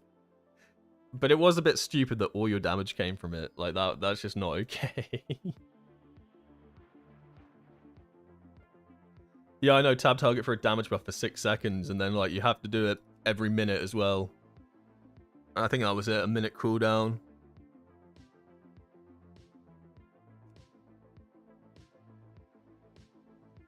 Luckily, I didn't really play that much Mythic Plus and Dragonflight. I played a lot more in The War Within. But Dragonflight, I predominantly focused on raiding. But I think you were able to more because... if you remember with Dragonflight, you could get loot super easily. Like, you didn't have to, like, grind Mythic Plus to get, like, loot. Like, I feel like compared to the first season of this expansion, getting gear and stuff is a lot harder, which can be a pain, but at the same time, I don't know, I think they need to find a medium for it. It was too easy in Dragonflight at one point, but maybe it was, like, a bit, like... because I feel like Mythic Plus almost becomes redundant at the moment. Like, it doesn't scale enough. Season 1 I'm talking about, not Season 2. Like, you'd do a plus 12, but you'd get, like, the same gear you got for, like, a plus 9 or 10 or something, and then it didn't go up. So you basically loot lock to your vault for Mythic Plus. And if you don't get what's good in your vault, then you can't get max eye level gear from M+. And that feels weird, right? Because a lot of people just play M+. Not everybody does Mythic Raiding, you know? It's not... but the best loot was locked behind Mythic Raiding. Like, there needs to be a balance. I'm not sure. I haven't looked too much into Season 2 and how they've changed things, but it does feel bad if you're like just a Mythic Plus player and you can push really high. Let's say you do 16s for fun, and then suddenly you'll just loot like your gear's not as good as someone who Mythic raids and kills the first few of the bosses. Yeah, I don't know. I don't like that too much. And I'm not even like a massive Mythic Plus player. I just think it's a bit unfair. You don't like Fatal Flying Guillotine? No, yeah, it was a trash design. That's fine. I just think it was really satisfying when you touch a death something else, and you go to top damage, and everybody in your group would just be like, "What the hell? What is your class?" I don't think it was good. I just think it was fun. Good doesn't always equate fun. Fun doesn't always equate good. I just think it was a funny talent. I could invite DPS, but what I'm kind of holding off for at the moment is the potential of like a tank DPS or a healer DPS joining up. Because I know tanks and healers are the hardest things for me to get right now with forming a group. So that's the reason I'm not accepting any of these players right now that are queued up, in the hopes that I don't want to block a tank or a healer from joining if they're queuing up with like a DPS friend. I'm just trying to make sure that I can actually get a group and you're not relying on like a soul tank or a soul healer. I'm not blacklisting these people. I'm not a monster, I promise. In the meantime, I should get a key, right? I should probably do that. Touch of Death is clutch at times. Yeah, I like Touch of Death. I like just using it for its damage amp, to be honest. I also like it in M+, if you're playing on like anything lower than a 12, you know, you can absolutely abuse that affix that you can one-shot.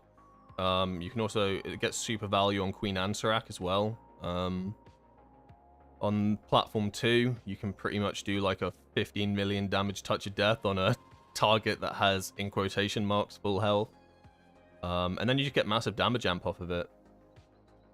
So like in a lot of situations at the moment when I'm playing on raid and stuff, because you down bosses so quickly, you can almost like line up your Touch of Death with your final cooldown, so you can Touch of Death just before you pop all your end ones, and then you just get a nice 5% damage and everything. But Touch of Death has had so many iterations, right? Like, I remember when Touch of Death used to be a button that you'd press on pull, and then you do a whole bunch of burst damage, and then I think you pressed it again. I forget exactly how it worked, but I remember it used to like, you used to press it on pull. That was weird. Okay, we got some tanks. I will... Ooh, spoiled choice here. I will take the Demon Hunter. I don't know why. He'll buff Mulgar's damage. You're welcome, Mulgar. I got you, homie. And now I will probably just take a DPS. Lust would be cool. I'll just take a mage. Item level doesn't matter, so I'm not really... I don't know. I'll just pick random. Who has the best name? Good tack whiz. That one. Good enough. I like it. Oi. Accept. Cool. And now just wait for a healer. Todd used to add your damage for 8 seconds to the total Todd damage. Yeah, it was weird. That was Legion, wasn't it? Like, I think that was the... Because I started playing in WoD, Windwalker. So I was used to Touch of Death just, you know, executing things, which makes sense. It's a Touch of Death that executes. And then they, like, changed it to a weird damage window that amped your damage. Yeah, that was strange. Then they changed it to... I don't know what they did with it in, like, Shadowlands and stuff, because I didn't really play then. But then they changed it to, like, you know, a guillotine where you can hit multiple targets. And now they've just reversed it back to what it used to be. Like a finishing move sort of thing. So, it's had so many iterations. I have a key. I don't want that one. I don't want that one either. We want the mother load, and we want a 10.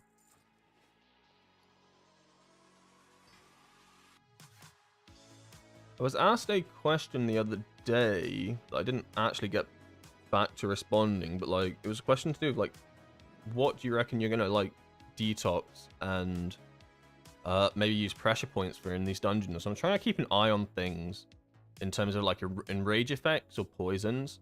But so far, from what I've noticed, there don't seem to be that many dungeons with poisons. I think the only one that I can remember off the top of my head, or diseases, is I know that you get them in the mother load. I know that they have the assassins and they can put a dot on you that you can dispel. But like trying to think of the other dungeons, I can't really think of any other ones that put poisons or diseases on you. Like Rookery, I'm pretty sure they don't. Dark Flame Cleft, I don't think there's a lot of like detox tech for next season. I might have to look through like my past videos to actually get an idea, like my recordings and stuff, to like try and notice these things.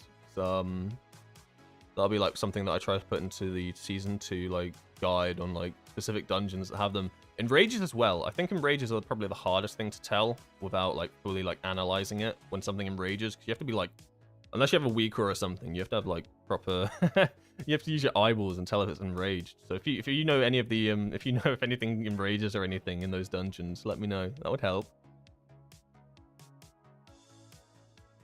What? Why did he leave? He said hi and then he left. Is it because I didn't say hi back? He didn't give me much time. He gave me like he gave 2 seconds to say hi, and then he left. Okay, sure, whatever.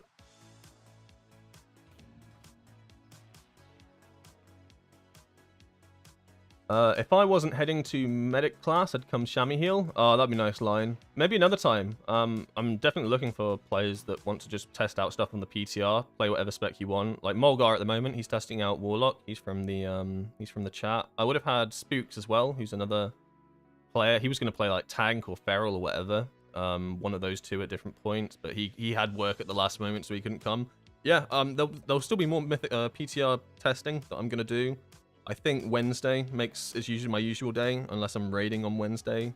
But definitely once a week at the moment, I'm doing PTR. So next Saturday for sure.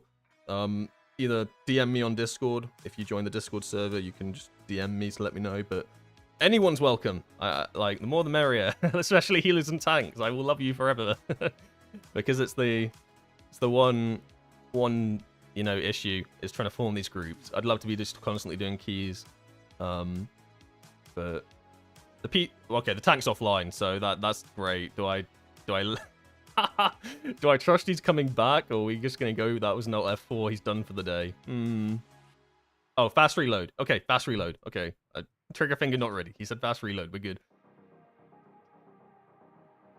Don't forget to hit that like button. Yeah, I appreciate that. Thank you. You can also hit that subscribe button. I like that one as well. Do you have a Discord? Yeah. I have a Discord. It's it's the pinned comment in the chat. I pin it at all of my live streams at the moment because it's relatively new. Like eventually I'll stop and I'll start pinning something else, but just while it's fresh. Like I only made it last weekend. But we've got a lot of members already. It's stacking up. It's actually quite crazy. There's so many of you in there. Thank you. I appreciate it. It's not just like for my YouTube and stuff. Like there's obviously notifications when I go live and like my guides and stuff and everything's compiled. But I've like also got a resource tab. So I've got like all like WeCorus and stuff that I use that I think are like the most important ones. We've got written guides, links to some of those. PTR talent builds, current talent builds, like just stuff like that. Just like I'm trying to fill out the resource tab a little bit more. Because I don't want it to just be like me posting my YouTube links and stuff in there, which I want like people to be able to go in there and actually, maybe they needed to like find WeCorus and stuff that they're struggling to. And if you have suggestions for what you'd like to see added to it, I'm always open to it. Like I've been adding stuff over the past week and so. Yeah, 112. It's crazy. Like I really appreciate everyone that's joined. And yeah, you can ask questions. I've added like a Mistweaver and a Brewmaster one as well. I've seen some like activity in the Mistweaver one, like people just asking questions and stuff. Like some people that have joined are like, oh, okay, am I gonna be a bad person here and kick? What? This doesn't look.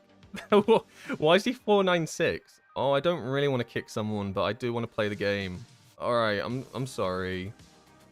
I feel bad. Guys, don't look. Hold on. Oh, wait, I'm not be right backing. Just don't look. Don't look. No, like I think. Oh no, the mage left the group. Wait, no, I kicked the tank. No. No, I kicked the tank. No. Oh no. Oh, I kicked the wrong person. I've messed up. I'm so cringe. Oh, I can't even invite him. Sorry, my bad. Come back. I misclicked. Please. No cap.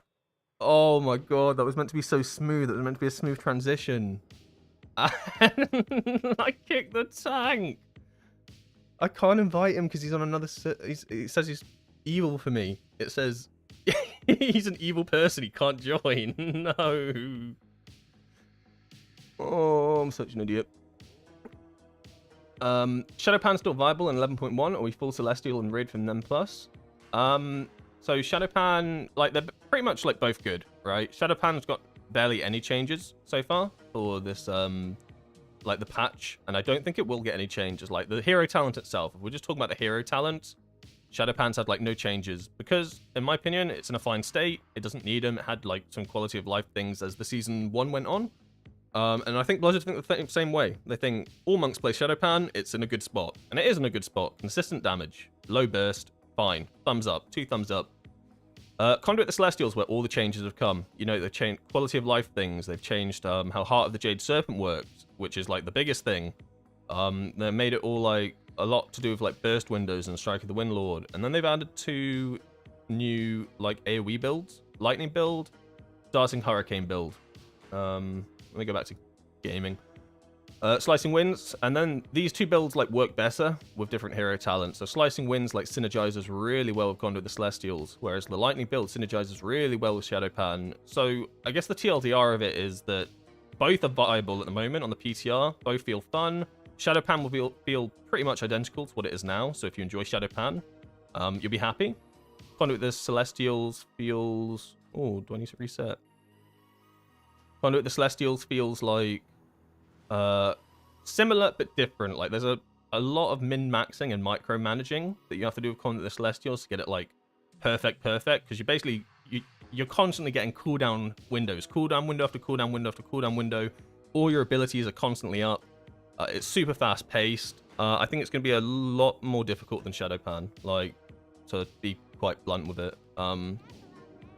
It is just going to be harder, but if you master it, I think you'll get tons of value out of it. Why is no one at the Mother Load? Why is everybody at Theatre of Pain? Mole, why is everybody at Theatre of Pain? I queued this as a Mother Load, no? This is a Mother Load run now.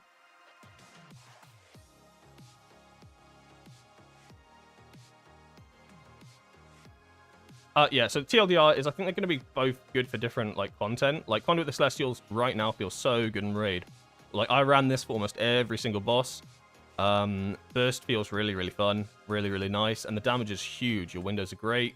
I did try Shadowpan a couple of times, and it's the same. It's literally the same as it was on live. Like, you know, consistent damage. You'll slowly move up the DPS meter, but there's nothing exciting. There's nothing like, there's no wow factor to it. There's no like massive dopamine hit from doing 4 million damage on pull. You know what I mean? Oh.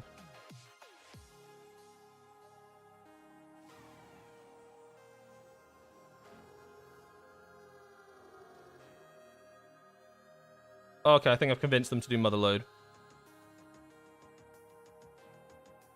Mole, can you try find your way to the Mother Load? Because you're off summon.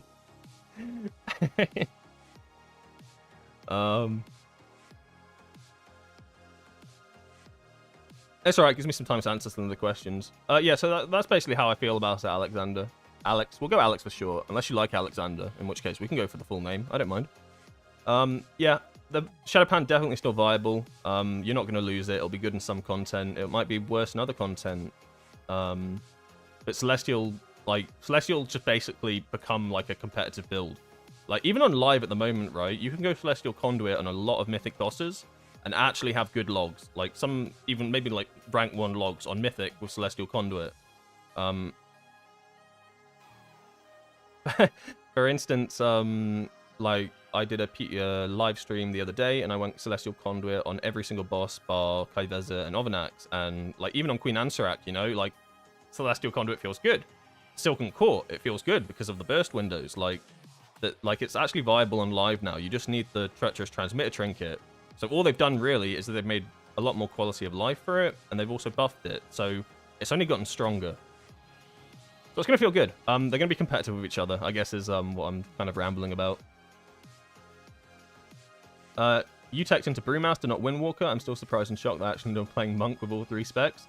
Yeah, I played a bit of Brewmaster myself, to be honest. Hold on. Clicky, clicky. I haven't really ever played Mistweaver. I'm not the greatest healer player, I'll be honest. Like, it's not my strength. But I have leveled up as a...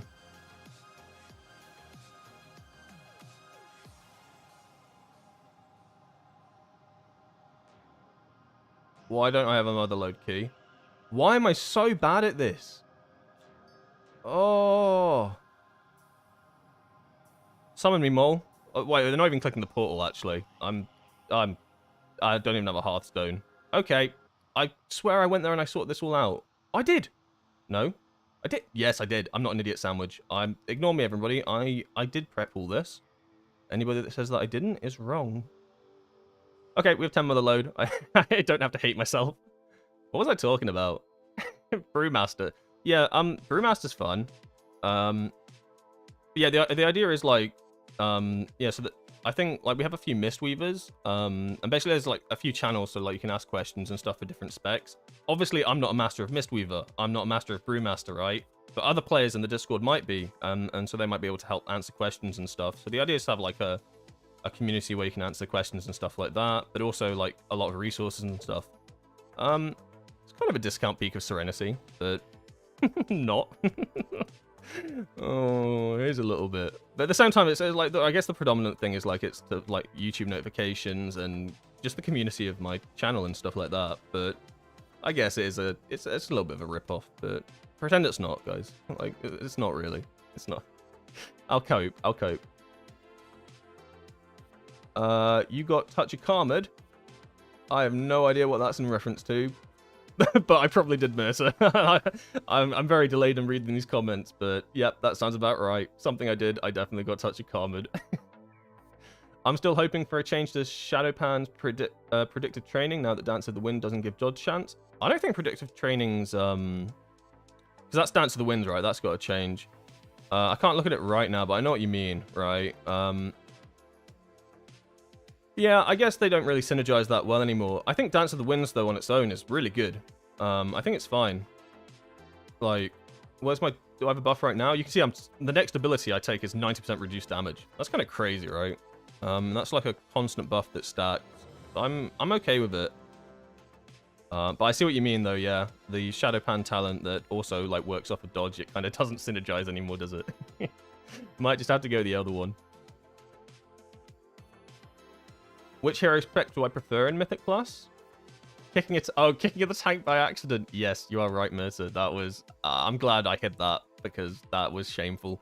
And he didn't respond to me, by the way. I apologized and said I didn't mean to, and he didn't respond. So, yep. Which hero spec do you prefer in M+? So overall, I prefer Conduit of the Celestials. But at the same time, I think it's a lot harder. In M+, I think Shadowpan's just easier to play. Kind of... Maybe not chillax, but like... kick back and not have to think about too much. Like, you'll see right now, I might talk a bit less because I'm trying to min-max Conduit of the Celestials. I think it's got a better ability to soar higher. Like, it has a higher ceiling, I guess. Damage ceiling and difficulty ceiling. I haven't played it in a while, so good luck me. It's all to do with heart windows. So you see that glowing thing above my bars right now?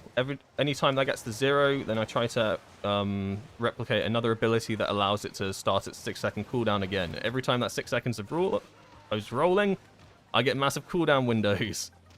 So the idea is to basically keep these windows up for as long as possible with Strike of the Windlord mixed in with Celestial Conduit, and you're basically like rotating those abilities around. The opener, I feel, is going to be like a little bit different. It's not just going to be a straight up pull something, press Celestial Conduit. Otherwise, like, you're kind of losing an entire cooldown window with Strike of the Windlord. It's a little bit difficult to explain, like, on the fly, but I plan to, like, fully go into it in, like, my Season 2 guide. So I will need to fully go into it. Like, it is a little bit complex and why you have to do it in a certain order. But it's basically to not lose an entire heart window. Your heart window is everything, basically. It's the TLDR of it all. You can see Slicing Winds as well. I've got a massive icon over here for it. It's just because it's not integrated into Luxthos right now. And I found it really difficult to constantly look at this tiny little icon over here for the cooldown. So the plan isn't to constantly have this massive button here, but I mean, it's a good visualizer for you as well. The main one to focus on is this little green icon here that has nothing on it at the moment. Whenever I strike with the Windlord, it will get a nice dragon. That dragon is my big cooldown window.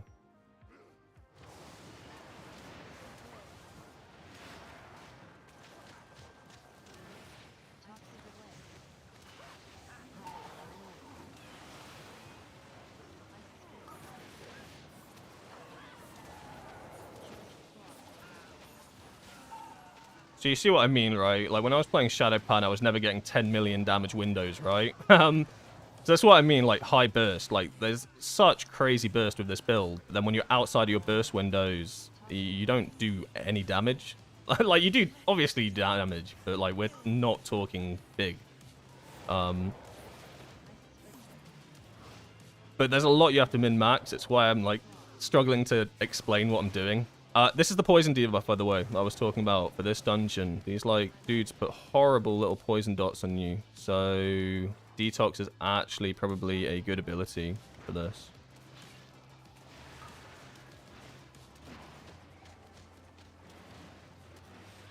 Although, I don't know what killed me there. Do I have it bound? I do. Do I not have it? Oh, that's weird. I definitely pressed it, but it didn't activate. So yeah, I think Detox is going to be like a must-take for this dungeon.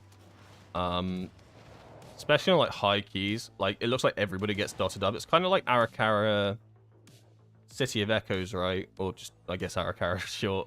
But like, you'd go through the first set of the dungeon and they'd put nasty poison buffs on everybody. And like, just being able to help your healer out with like the occasional poison removal is really useful. Even on the like the last boss of that dungeon as well. But like, overall, there's not a lot of situations where that is the case.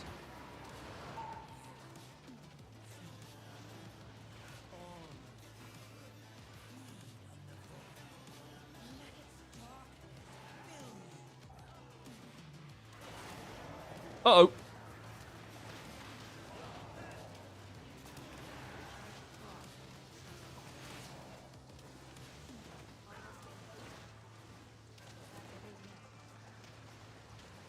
I think we're okay. I don't like this positioning right now in the dungeon, right? I don't know why we're inside this tiny little room, but I'm not a fan of it. Hey, look, a fan. That was kind of funny, right? Kind of... Okay, I'll see myself out. Never mind. What is this giant beast? Is that the hunter? He's got some big old pets. Uh-oh. Panic. Oh, can I fit through this? No, my character's too big. I'm not risking that. Yeah, if I pull that, we are dead, so...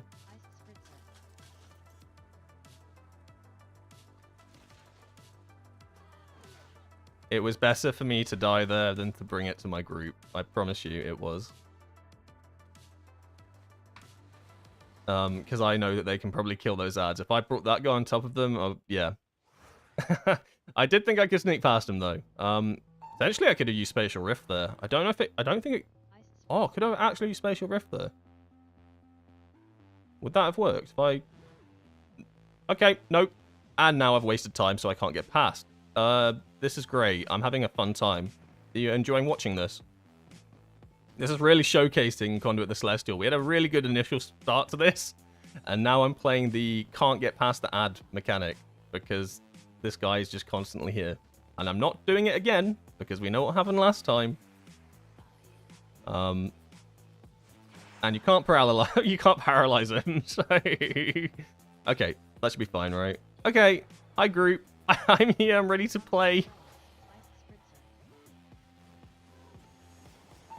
I'll pop cooldown to it.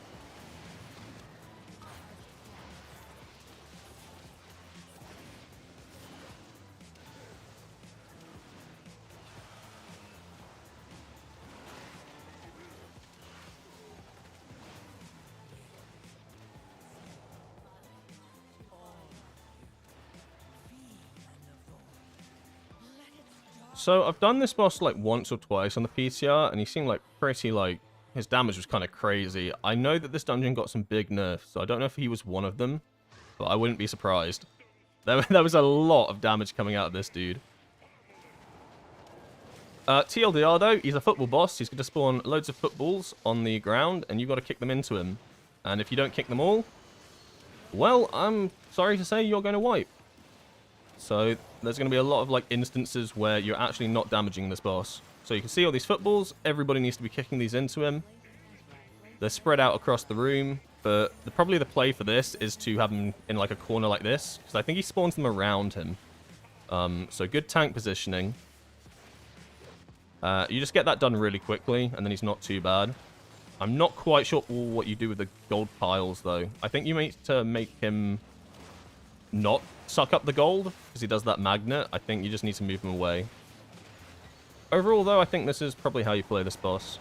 This is going a lot better than the other one I did. But once again, there's a lot of damage. So you can see I'm about to have my conduit window, but I see football launches coming out. I do not want to pop all my cooldowns now, so I'm just going to wait. We'll wait for the mechanics to come in. And then once we've done this, we'll pop everything we have. Pop the entire artillery cycle.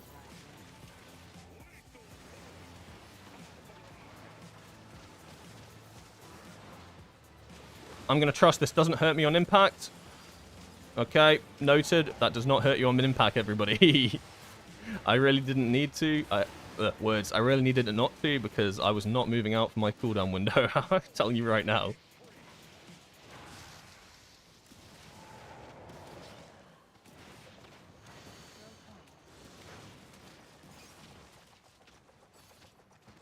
So I guess this is like, I'll show the damage of this one afterwards, but this is like a good example of a single target boss with Conduit the Celestial, right? Like there was no ads on this at all. Can we be greedy here? Probably not. Well, I think we could have. This is a good description of a single target boss fight. You can see how much Spinning Crane Kick did there, right? Vista Fury still like carried, but Spinning Crane Kick, right? Your AoE ability. I only press it when it glows. It does more damage than any of my single target abilities, right? That's how strong it is now. And that's what I mean when I say you're going to be taking it for all content. No exceptions. Like, absolutely no exceptions. You have to take Chi-Ji. So that was pure single target, and it did that much, right? It's just too strong. Too strong to not take. Unless they do some serious nerfs. But if they nerfed it, I think you'd kill Windwalker. No joke. Because if you nerfed Spinning Crane Kick, right, for its single target, you're nerfing its AoE. Like, you can't separate them from each other, right? That's not a thing. So if they do that, I think they kill Windwalker. So that's why I'd be surprised if they do. What is going on? Oh no. This is so chaotic.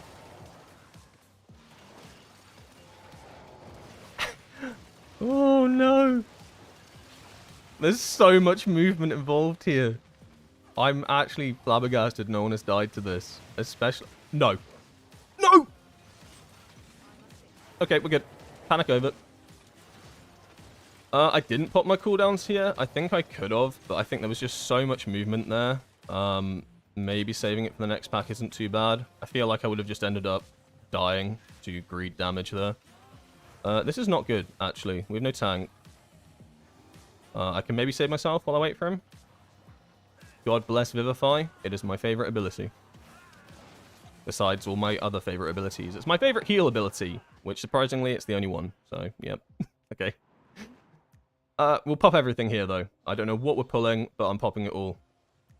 Godspeed.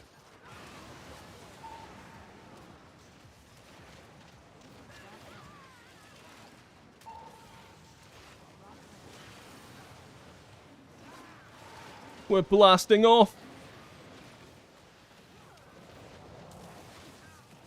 Cheeky 10 million damage, don't mind me.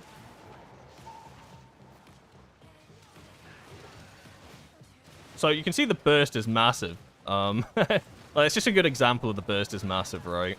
But then you can see once you're outside of your burst windows, then you do drop off. So that's like the other side of the coin, right?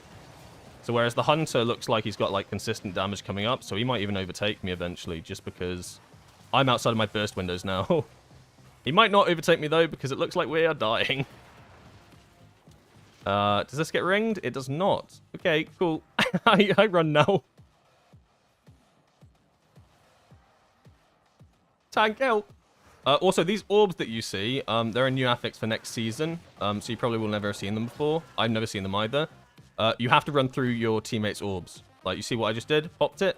You can't pop your own orb from what I've tested. I don't know, maybe you can cheese, like, roll into it fast, but I think in theory, you're not meant to be able to pop your own orb. But you need to pop them for a mastery and leech buff. So, pretty big.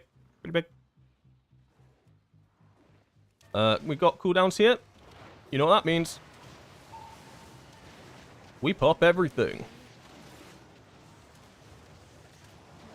They died a little bit fast. Do I want a Celestial Conduit here or wait for the boss? I'm going to hold it. Because these would literally die like mid-cast. I don't think I'll get into much value as I would from holding it. A little bit of a shame because I did pop Zwan and everything. I didn't think these guys would die so fast. But I do want burst damage on... Oh, it's not in the boss. Okay, never mind. Ignore me. Can you tell that I've done this dungeon before? We'll get value then from this.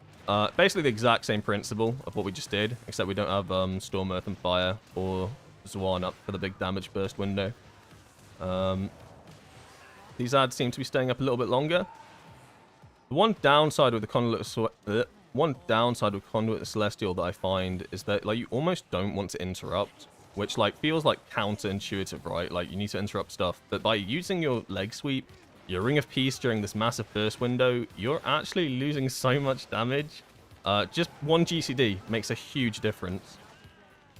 It generally does. Maybe not so much a kick, but like actually having to use a Ring of Peace or a leg sweep. The GCDs matters so much in this burst window. So it's gonna feel like you're almost relying on other players to use their CC when you're bursting. I mean, don't get me wrong, CC if you're gonna wipe or like die or something, but it feels bad. I'm pretty sure you nuke ads here. Don't quote me on that. They fixate on players. Yep. That's your TLDR of what this does. I've done this boss once. I don't think we did it correctly. Yep. Okay. I hope that helps. Good description, good description. The next boss is a lot easier to explain. Looks like Mulgar's fixated here. Good Ring of Peace from the other monk. I'll Ring of Peace in a sec. Mul just stands... he won't hear me in time for the delay. But I'll Ring of Peace to save him. Or will I? He trusts me now. But will I? I would have.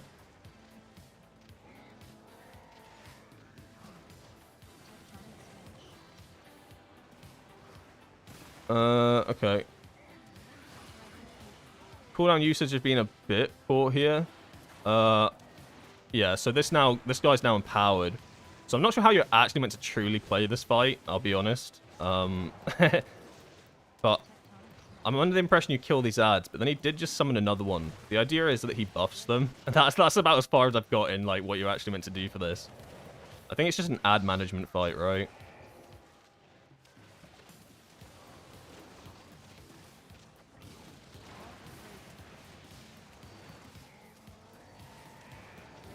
Yeah, so ads up again, and I'm fixated now, which is really awkward as a melee.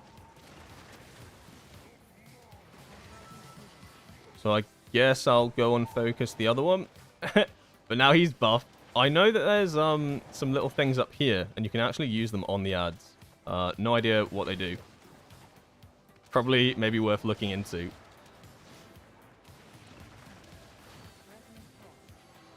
This feels so awkward. Can we kill the fixated one on me? I can't do anything. I can't go back and hit the boss. This guy is messing me up. I see your Chaos Bolt. Hit the goddamn Earth Rager. Oh my god, there's no way. Right. I'll remember this. I'll remember this whenever I see someone else fixated. Because that guy was on me for a solid 30 seconds. We are down healer. He got res, so I am going to pop cooldowns here.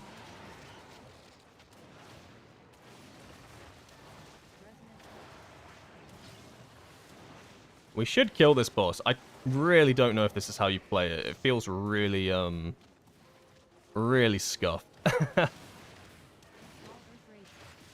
Like, I think the general concepts are correct. Kill Earth Rages. You can't let too many spawn. Otherwise, they'll just, like, they get empowered and you one-shot. But that, I don't know. I feel like you need to use... They're gone now, but there are these things, I think, that root them. I don't know. There's definitely a way to play that is not like that. There's definitely a better way to do it. Okay, next boss is really chill. I can actually explain that one. It's literally just... it's like a zone... It puts loads of stuff on the floor that you need to manage, micromanage floor space, I guess, is the best example for what you do there.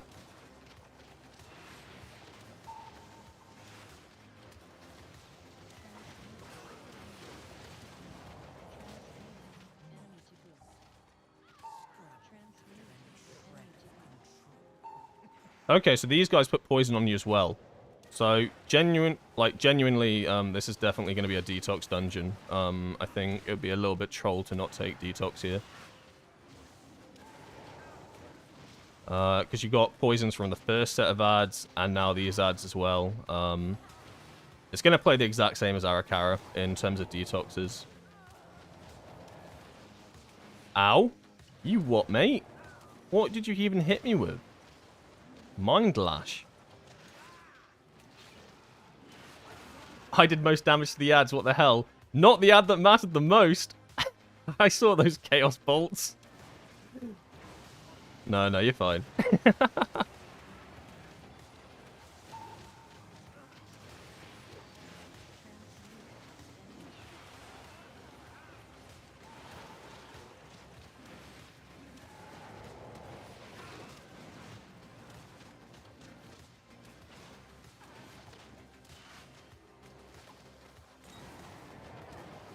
I just love the burst window.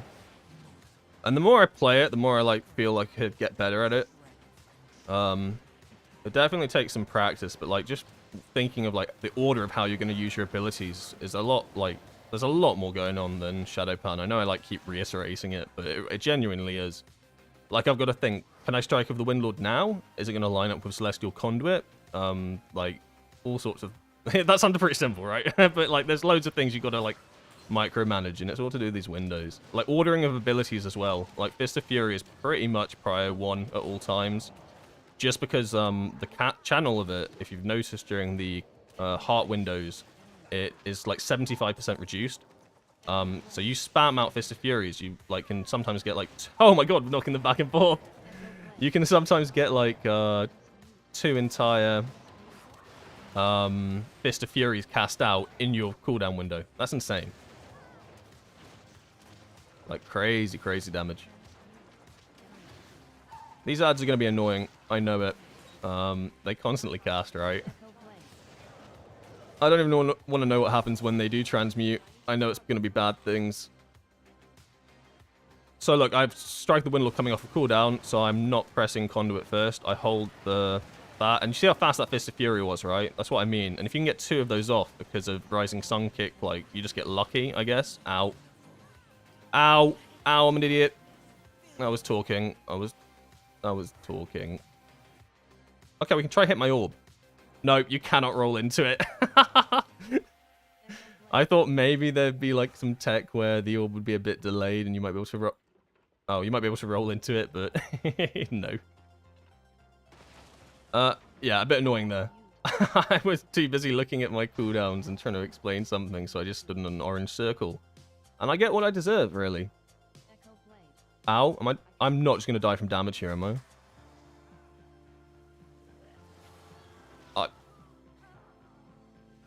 Where's my healer? I'm going to scream.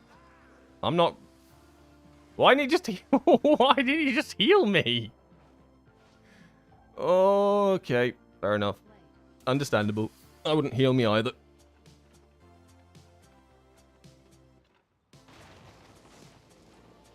Oh, you can mount up. I keep pressing F1, which is my mount up key on live, but I haven't really set up my key bindings for mounts and stuff, so I keep like forgetting that I can actually mount up, because instinctively I press the button, doesn't do anything, and I go, okay, you can't mount in this dungeon. Keep running. This boss is really simple. It's all just zone management. She'll like shoot frontals, she'll shoot some like horrible things like this. It's just dodging and making sure you're not stood in the goop, and you try to aim the goop like to the outsides and stuff, not in front of your teammates. Stuff like that. Kind of a chill fight. I think eventually, I'm pretty sure eventually, like, the old goop does disappear. Ow. So if it's on you, you have to just take it, I think. Like, I'm pretty sure you just take it. But you probably don't aim it towards your teammates, right? So you work out who it's on, and then they just take it. Like, you can't dodge it. Oh, but it also clears... Right, okay, it clears the floor. So what I did was bad. You don't do what you just saw me do. What you saw that priest do, that was good. You do what that priest just did.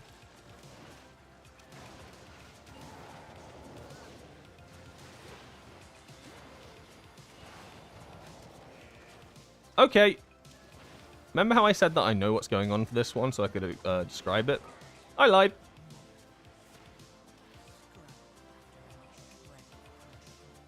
Oh no, healer down.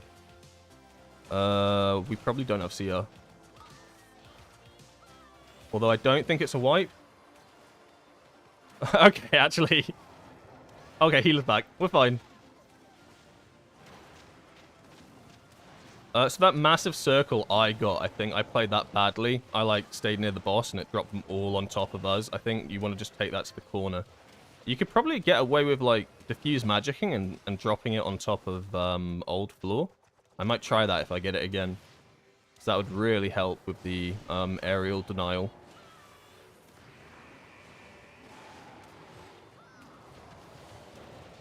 I have to get lucky and get it again, though. Not necessary that I will. Like, I could, but...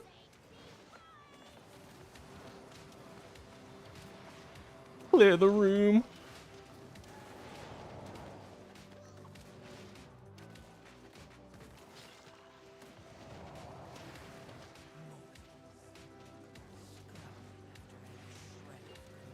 So I get this now. I might just stand in here and diffuse magic myself. Yeah, I'm happy with that. Yeah. Okay, so something like that, right? If you just have diffuse magic, you can probably stand in the old stuff or just, like, walk into the gunk. And you can see, like, how much that saves on aerial denial, right? So, probably a good use of diffuse magic there. We learned things here with Windwalker POV. It's not all just wiping and repeating. He does share some knowledge sometimes. This place sucks. These mines will just come out of the ground, right? And then they'll run you down. And if you get run down, you just die. So I'm fixated right now. Yeah, I think you... Yeah, it looks like you can CC them for other players, but I'm pretty sure if you get hit by the one that's fixating you, it just lights out. No! Save our boy! Did I just... Did I ring a piece that into my teammate? Nah, surely not. Surely I didn't. I don't think I did. I think it ran into them. I don't know if it's personal fixate or if it's like a hit any player sort of fixate. It might be worth testing, to be honest. So who's that searching and destroying? It's that guy. Okay, it hits anybody. Okay, so my tank just ran into it. Anybody that gets hit dies. So 90% chance actually that I did one-shot my healer by ring of piecing it into them. But I don't think they noticed. It looks like you can send pets into it and stuff, but melee needs to be so careful with that. Because it almost, like, 100 to 0'd my tank. It will definitely 100 to 0 a melee DPS. So, that's cool. Oh my god, another one spawned. My tank's down. I am the tank now. I believe in myself, actually. I believe that I can take damage and survive.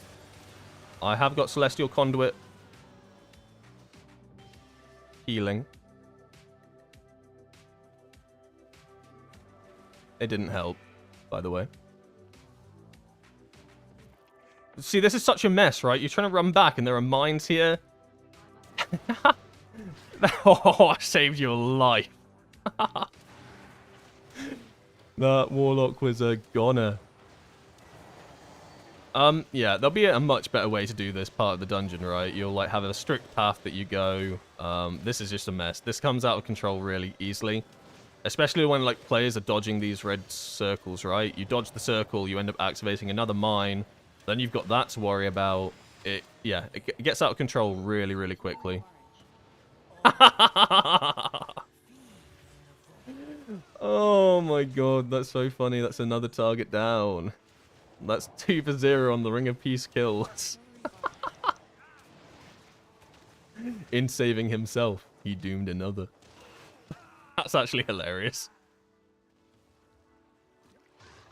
Not on live servers. Your teammates will be absolutely screaming at you and you'll get some horrible slur messages. But on PTR, that's so funny. I don't know if they have a timer, though. Like, will it run out after a certain amount of time? It doesn't look like it. It looks like they seek and destroy until they're dead.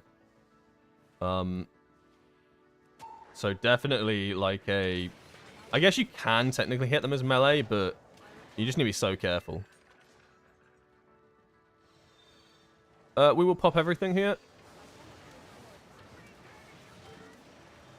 Oh, I did slightly the wrong order there, actually. And that's what I mean. You do one thing, like, in the wrong order, and you almost, like, screw yourself a little bit. I pressed Fist of Fury before I had the heart window. And that means my Fist of Fury, like, doesn't get supercharged. So press fast. Watch out! Oh, no!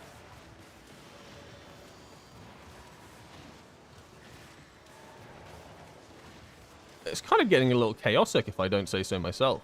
This is, like, a little bit all over the place. There is a crawler mine over there. It looks like it's stuck on the wall. We'll allow it. We'll allow it. He's a good boy. He just wants to watch. Look at him. He's kind of cute. He's just watching. He's like, is it my turn yet? Ah, it's on. What the hell?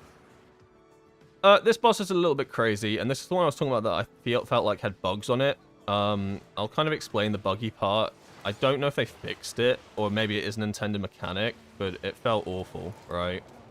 It's when all the circles come in on the ground, but some, like, instantly blow up. So, like these. So, like, there, for instance. I could have rolled. That wasn't as fast as it can come in, but, like... You see how fast that comes in, right? If you're a priest or something, and you're stood in the middle of one of those circles, you're dead, right? I could have got out, sure. I could have got out. But, like, I feel like you're going to suffer so much if you're an unmobile class, and you're stood in the middle of all of those things. Yeah, I don't know. I don't know if that's intended.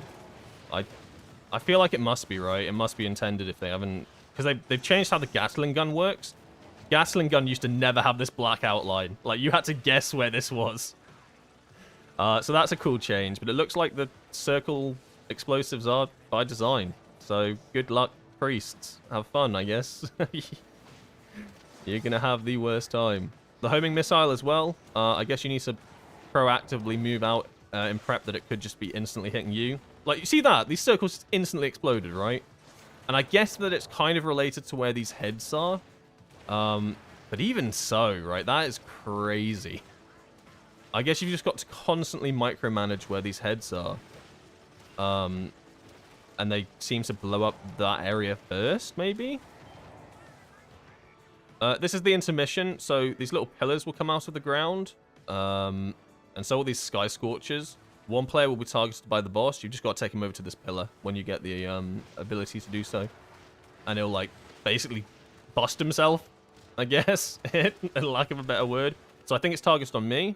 Yeah. So you get the red arrow, and now you bring him over there, exactly like that. He drills on that.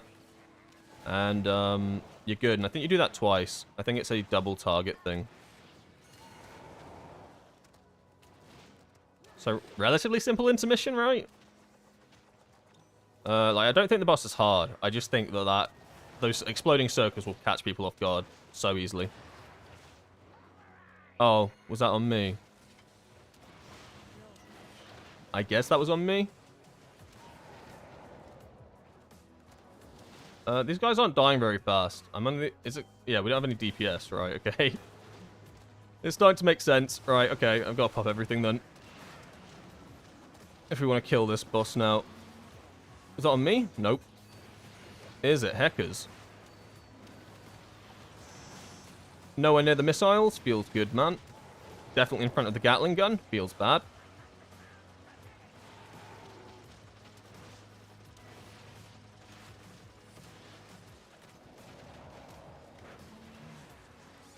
Oh.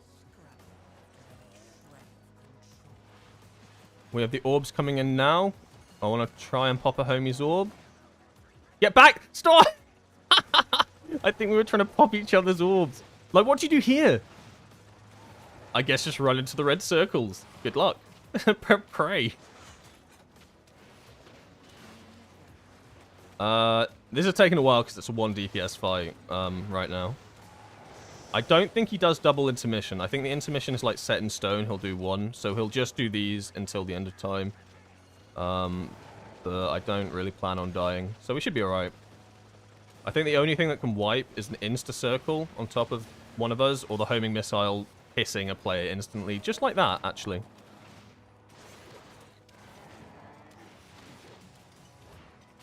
But you can see, outside of these burst windows, it's not much damage. And that's going to be like the downside to Celestial Conduit. Like, unless you're in like these nice windows, your damage is kind of lackluster. Like, it's not bad, right? But it's not... it's not good.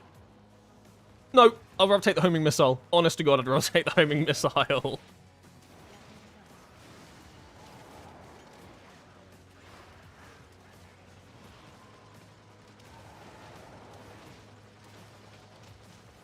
We should be good. Yeah, that should be boss. And now we, like, pops out of his little gizmo, and then you just kill him. But at this point, it's just... it is what it is. So, mother load. I don't mind the mother load. I don't know it too well. Like, this is the second time I've done it in a decade. How long ago was thingy? BFA? 10 years? Easily, right? What trinkets am I running with? I am running with... currently House of Cards, John. House of Cards, I think, synergizes really, really well with Conduit the Celestials, because it's like the only real trinket on a 1 minute 30 cooldown. So I like this one a lot, and I feel like this is probably going to be the go-to for Conduit, just because of timers. And I'm currently running Reverb Radio, because it gives you a lot of haste, and Windwalkers kind of love haste. It's still going to be like big, main secondary. Are these set in stone? No, probably not. I could see the Reverb Radio getting taken out of Conduit builds, but House of Cards, I'd be very surprised. Unless they release like a trinket from Delves that is astronomically better. It just doesn't make sense. Like, it's just too perfect. It's too perfect, cooldown-wise. But yeah, easily Reverb. And I don't know if you'd run House of Cards with Shadowpan. I feel like you could have something better, but... I tested a lot of the trinkets in the first couple of weeks, and honestly, I didn't like a lot of them. A lot of them were kind of gimmicky, or just didn't really do anything, or the counterpoint is that they were really hard to judge how much they were actually contributing, right? Because the issue with trinkets is if it's a stat stick, how can I really tell how much damage that's giving me without like a raid bots or something, like an APL to help me work that out? Oh, you want to come back? I guess you can come back. I'm gonna deform this group, but yeah, sure. He came back to leave again. Is that like...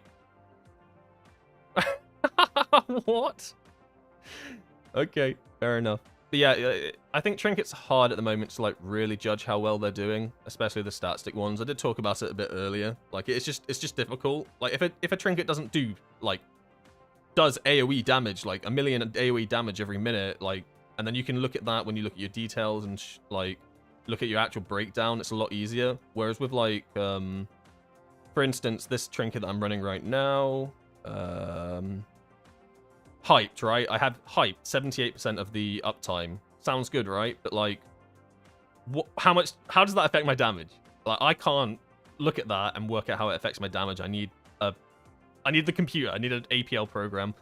I guess that's the TLDR of like, it's hard to tell with trinkets right now. I'm probably just gonna wait on something like Blood Mallet to realistically help out with that, and then raid bots. But House of Cards, I think, is almost like a set in stone one. Greetings from Argentina. Oh wow, hello, welcome all the way down from Argentina. We're like complete opposite sides of the world. Hello, Augustin. I will play Monk next patch. Amazing DPS. Yeah, I mean, Monk's really cool. I'm really happy with it. If you're new to Windwalker Monk, like you've never played it and you're going to play it for season 2, then that's really exciting. Like, that's really cool. Because you're just going in and there's loads of different builds you can go and stuff. But if you have played Windwalker before, you'll also be excited because they're buffing builds that are kind of lackluster. So you're actually getting some variety. So it kind of works out for both ways as well. As well as like things changes spinning crane kick and stuff. You know, it makes the ease of access a bit nicer. Like, I feel like if you've never played Windwalker before, play Shadowpan, right? Learn with Shadowpan. It will help you learn mastery. It will help you kind of get into the spec, learn what our different abilities do. It's a bit simpler. And then maybe work your way into Conduit the Celestials. Because Conduit in Season 2 is a lot tougher. Like, it's there's a lot of things you need to work out. But I think once you get into Conduit and you start playing it, you'll prefer it to Shadowpan. Like, it's just so much more fun. It honestly is. Yeah, Shadowpan's fun. Yeah. I'm not saying Shadowpan isn't fun.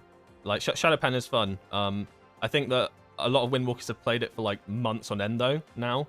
So it's at that point where it's kind of like, oh my god, I want something else. I need a bit of change. I played Shadowpan for 5-6 months in a row for the same build for all content. It's nice to get something a little bit different. But I like Shadowpan. I'm not slating it or anything. I just think it's a nicer one to learn with. Like, it's definitely the ease of access hero talent. But there's still some things, like, there's still some niches to it. Like, you do still need to learn, like, how to work with the flurry strikes, and you still need to learn, like, how wisdom with the wall works and all that stuff. Like, it's not just a press and play. There are still some nuances to it. Alright, guys. I'm just going to take a... We'll go 5. I'll start the timer now. I'm just going to take a 5-minute break just to get some water. Maybe some juice, actually. Maybe a cup of tea, actually. It's blimmin' freezing tonight. And then we'll continue doing some dungeons. The stream will be finished at around 6:30, 7ish tonight, because I mistimed how I basically planned the stream earlier today. Hold on. I won't be right back just yet. I'll explain myself. The idea was that I would stream an hour earlier today, because I thought I was going to, like, help a mate, like, with wedding planning and stuff, at 8 p.m. Turns out it's 7 p.m, so I'm like, uh-oh, panic. So, I was going to stream a little bit longer, but I do have to call it a little bit early. Not right now. I'm just taking like 4-minute break, and then we'll do some more dungeons for another hour. So, yeah, we'll do some more Shadowpan, and we'll do some more Conduit. And I think we'll try out, whatever that other new dungeon is. Operation Mechagon? New old dungeon. That's the best way to describe it, right? The new old dungeon. All right, enough yapping. I'll just be right back 5 minutes. Oh, God, I can talk forever.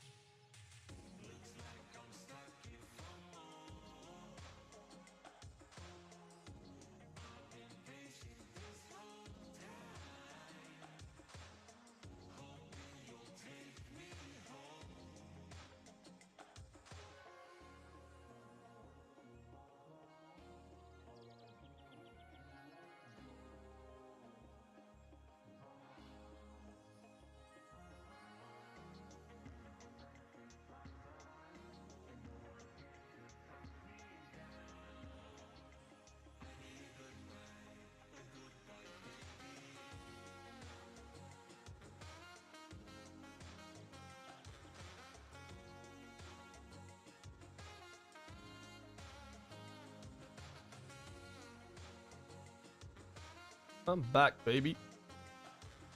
Alright, so the plan is to try get 2 dungeons. We'll try get 2 dungeons in the time I have left. I hope we can. And we will do the workshop first, and then we'll try to end with a Floodgate. So if you haven't watched Floodgate or seen any gameplay of Floodgate, yeah, that'll be interesting. I've run it loads, so I can explain that one really well. Mechagon I've run a few times. I don't like Conduit on Mechagon for a few reasons. Mole, if you want to join. Oh, no worries. Okay, Mole's not playing anymore. That's fine. We will just get any DPS then. I like to try get a variety of different DPS just to see how they're doing. Like, to me, I focus solely on Windwalker, right? So when people ask me, like, how are other specs doing, or how does Windwalker compare, it's like always like a, oh, I'm not actually that sure. All I can go off of is how they perform in my group, and at the end of the day, it's player-based, isn't it? But generally speaking, you know, Windwalker, I seem to always do alright. While we're waiting for the healer, I'll keep that up over there in the background. We can go through, like, damage and stuff. So, you can see, like, once again, this is a Celestial Conduit. Fist of Fury, like, still absolutely pops off. It's still, like, massive damage. Spinning Crane Kick did a lot more there. I might have just got more procs and Chi-Ji, so it's a bit hard to tell if that's, like, majorly accurate. But you can see Slicing Winds. Slicing Winds, like, 6% of my damage.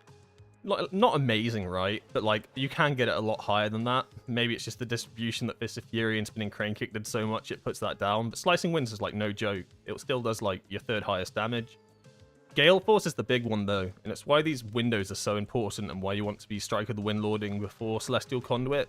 Because every time you strike the Windlord, you get the Gale Force buff for 10 seconds, if I'm correct. So then if you use Celestial Conduit afterwards, you get tons of damage off of Gale Force. You don't get any Gale Force damage with the current build I'm running for Shadow Pan. Because you don't take Strike of the Windlord, right? So damage-wise, like, I think they work good in different situations. And because I don't really rate, I haven't had good times, I guess. I haven't had, like, good dungeon experience in Operation Mechagon with Conduit the Celestials, just because the ad packs are so, like, weird. Was weird the right word? What I mean by that is there's a lot of, like, instances where you'll have, like, 1 or 2 pack, like a 2-pack, and then the next pack will be, like, 7 ads or something, and, like, it's really, like, not really consistent, and I feel like you kind of need, like, good, consistent big packs for Conduit to really pop off. Like, trying to pop all your cooldowns on 2 ads feels so bad, right? Whereas Shadow Pan, it's not too bad, because your burst windows aren't really burst windows. It's all just kind of constant damage throughout the entire dungeon. So we'll go with Shadow Pan for that. What that also means is if you have any questions, the best time to ask me is when I'm running a dungeon on Shadow Pan. Because I focus a lot less. I can, like, kind of... what's the word I'm looking for? I can kind of, like, play it with my brain off. Is that the best description? I think you kind of know what I mean.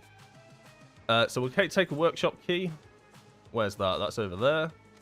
And then we'll set this to a 10. We're just going to do 10s. I might do a 12. I'll do a 12 Floodgate. All right. I'll compromise. We'll compromise on a 12 Floodgate. So we'll transform that key into a workshop, and then I need to find the 10. Yeah, and then we'll set the keystone level of that to 10. Cool. And now we have the keystone for it. I'm learning. It's less scuffed. I'm actually going into the dungeon with the correct keystone ready and loaded.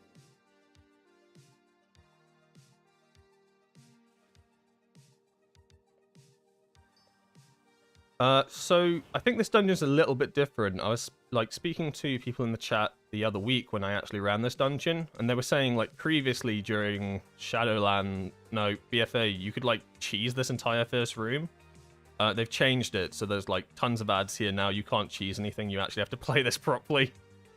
So they have made some changes to these legacy dungeons. They're not all going to feel the exact same as they once did.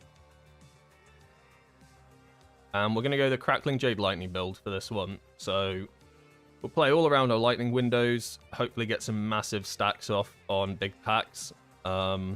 So, for instance, if I'm fighting like a 2-pack ad stack on 20 stacks of this, I probably will save it for the next one, because the value is just night and day between hitting 2 targets and hitting 5. Like, it really is. 5, 4, 3, 2, 1. They did make changes to this dungeon recently in the PTR notes. I didn't properly read them, but I think they nerfed some of the bosses. I think they nerfed the last boss. They also made changes to the Machinist's Garden. I think they tried to make things more clear. Like, I think it was a bit difficult to tell what was going on at times.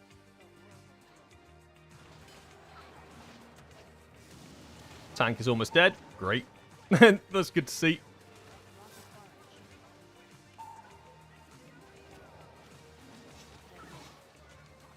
And loads of stuff come out in this. Like, you get saws that constantly come out, massive explosions. This room, I think, is like horrible. I've not enjoyed this room a lot, and I think the first boss is the worst boss in this entire dungeon. There's just too much. There's so much going on with the first boss. Like, there's 2 of them. They enrage if you kill one before the other, which is pretty standard with 2 bosses, right? In current WoW. But there's just so many mechanics going on at all times. Tank is dead. I really don't want to die, otherwise lose all my stacks of Crackling Jade Lightning. So my plan here is to not die. Good luck on that. Hopefully my tank comes back. He looks like he's back. Oh, I really don't want to die. Oh, I lose all my stacks. That feels so bad. Yeah, I think we bit off more than we could chew there. Like, these look like they're simple ads, but it's more the fact that there's so much going on in this room. Like, the constant saws going off, there's tons of explosions. Like, you can pull the whole room, but it's really risky. There's a lot of damage that comes out. There's a lot of avoidable damage that is kind of hard to avoid, right? Like, all these saws, you have to constantly keep an eye on where these saws are coming in. Never stand in the middle of the room, unless you don't value your character's life. Luckily, they've improved how swirlies look now, so you can actually tell if you're stood in one or not. Like, if these were all just swirlies on the ground that you couldn't see, good luck. I'm glad they made that change. But yeah, I don't really get massive value now out of Crackling Jade Lightning because I died. The only thing that will make you like lose Crackling Jade Lightning stacks is like starting an M+ dungeon, changing specs, or dying. So dying feels awful. Otherwise, it stays as like a permanent buff, so I can keep 17 stacks for as long as I want, which is kind of cool. You can use that to your advantage. But yeah, these bosses are low-key really annoying. You've got to like bring this big guy under these hammers. He got to get smacked at the same time. This little truck thing's constantly knocking you backwards, and then there's all the floor mechanics at the same time. So he'll target someone and flip them. And now there's a nasty circle. I didn't really want to be stood in that, but I didn't really have a choice. And there's tons of floor mechanics going on. And yeah, I think this boss is going to be what people hate in this dungeon. On the plus side, it's the first boss. You can Transcendence this. So if you get hit, you can probably put a Transcendence down, go back, and then die. Ideally, you don't do the dying part. But you can kind of negate the knockback with a Transcendence. I just got a little bit unlucky there because I Transcendence back into another ability and it just one-shot me. But you can actually utilize Transcendence in this dungeon. But like, you can see what I mean. You see like the list of abilities coming down here. I mean, we've got 6 abilities currently listed and coming in. This guy's constantly doing AoE damage. This truck thing's constantly knocking players back. At the same time, you've got bombs everywhere. You've got saws that come out. Like, this is low-key an insane fight, right? I don't think they nerfed it either. And then both bosses have to die at the same time. It feels... I don't like it. I really don't like this boss fight. I don't know how it was in BFA. But it feels cursed. Cursed is my best description of this boss fight. Saws come from both sides as well. It's not just horizontal, they come vertically as well. You basically just don't want to stand on any of these like black line gaps. I mean, you can, but I don't recommend it. This is so... Like, you see what I mean, though? This fight is crazy. Oh my god. Tries to move out that circle, but he slightly moved, which is fine. He's allowed to move, but I should have moved out further. Yeah, this fight's just not fun. And they didn't nerf... I don't think they nerfed it. Tussle Tonks is kind of cool. Oh, no, wait, this is Tussle Tonks. Cujo is kind of cool. It's kind of like a massive dog boss, and there's like these big blocks that he spawns, and you need to hide behind them for certain mechanics. That's actually really fun. I thought the garden was fun as well. It's basically this like massive room with lots of random things coming out. You got to run around the room, dodging lasers, killing like little mechanics that come out. I thought that's cool. And I think the last boss is fun as well. Like, it's rather simple, punishing. This is just chaotic. Like, chaotic's not always bad, but sometimes you can just be too chaotic, right? But they should be alright. I honestly, I died because of just stupidity. I died to 2 AoE mechanics I should have got out of. No real reason of why I died there other than bad gameplay. So, like, you can see he has a shield on him, right? So he reduces all damage taken by 33%. You can tell with these little shield icons. So your tank has to bring him under these hammers that spawn. He gets smacked by a hammer, as he's about to get smacked now. He loses his damage reduction. Now you can hit him for full damage. But you can see, I reckon these guys are going to die at different times. And if they die at different times, it is really rough. Because they get a buff. Yeah, and then he gets placing again. So you can see how often they get placing. You've basically got to constantly move them around this room, smacking this guy. Yeah, there's just a lot going on. It doesn't look so bad now. It's kind of died down a bit. But like the start of the fight, midway through the fight, is just crazy. But these guys can actually dodge mechanics, so they're already a step up on me. But they are killing that truck first. There's no way they don't kill that truck first.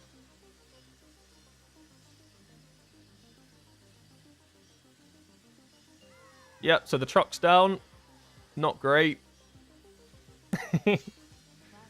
Not great at all. Things are going to get a little bit sketchier. But they might be alright. I think they probably got it in the bag.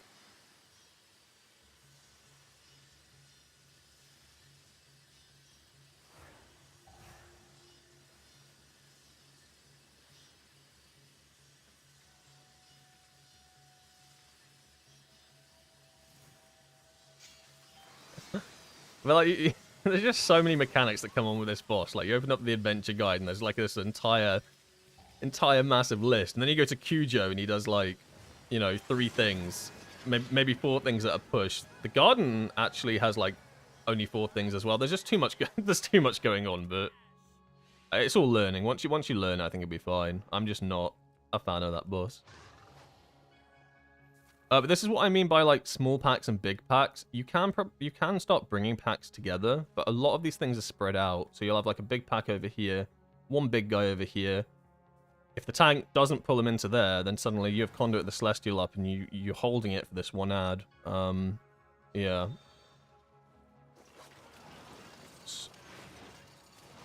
So you see what I mean, right? We're not pulling them into the next set of ads, or we might be pulling it maybe into just this one. Suddenly you're just on a 2-pack, right? This feels awful. You don't want to use Celestial Conduit because you're like, well, I need to save it for all that living waste over there. Whereas when you're playing like Shadow Pan, it's not that big an issue. You don't lose that much value from just, you know, using your cooldowns on a 2-pack, because really Shadow Pan's burst is not real burst. It's kind of like fake burst.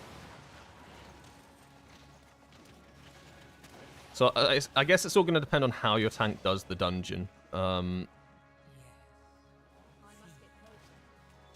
now you see, massive pack. And now that feels really good. This would feel great for Conduit, but I would have had to have saved Conduit just then for like, I don't know, 30 seconds. And at that point, you might have well have used it, right?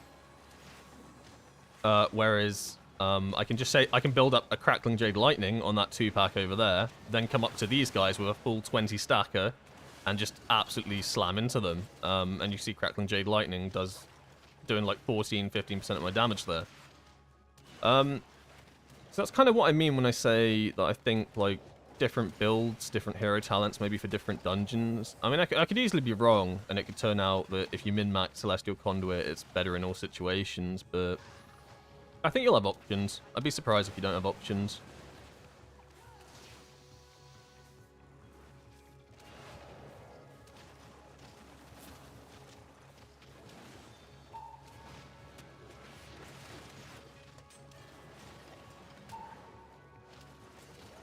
Oh my god. There's so much going on. We have a nasty debuff on us at the moment, like a heal absorb, I think. And then if you haven't seen this affix yet, everybody gets like a... I'm going to call them like balloons. They're like void balloons, right? You can't pop them yourself. You have a teammate run into them for you. Generally speaking, kind of an easy affix to deal with, right? You just have like a couple of players run into them. What happens though at the moment is you'll have all players trying to run into each other's orbs, and then you're just kind of like avoiding each other's orbs. It can get quite funny. But I think once you've done this a few times on live, like, it'll be quite easy to deal with. So I'm going to say this is probably one of the easier affixes.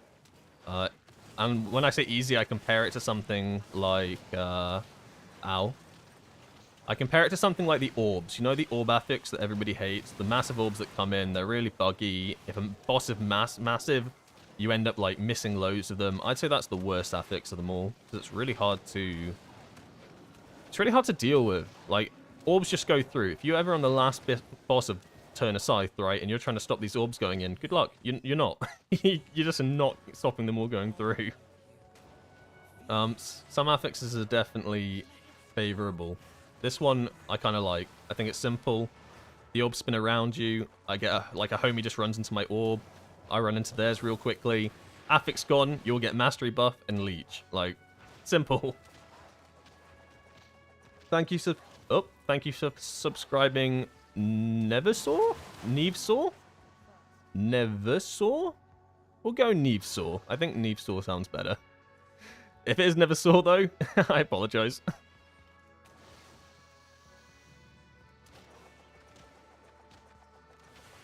So this is Cujo coming up. I think he's a chill boss.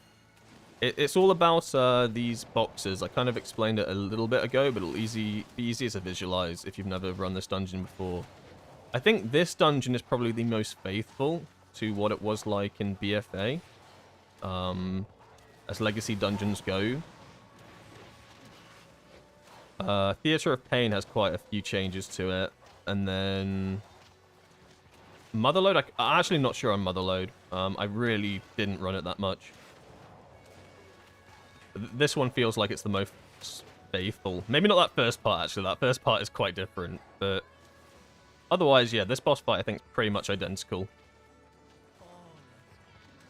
So these boxes come in. Obviously, don't stand in them. Then you pull Cooldew out, and then he's going to cast Venting Flames, right? Every time he casts Venting Flames, you need to get behind one of these boxes. Otherwise, rest in peace.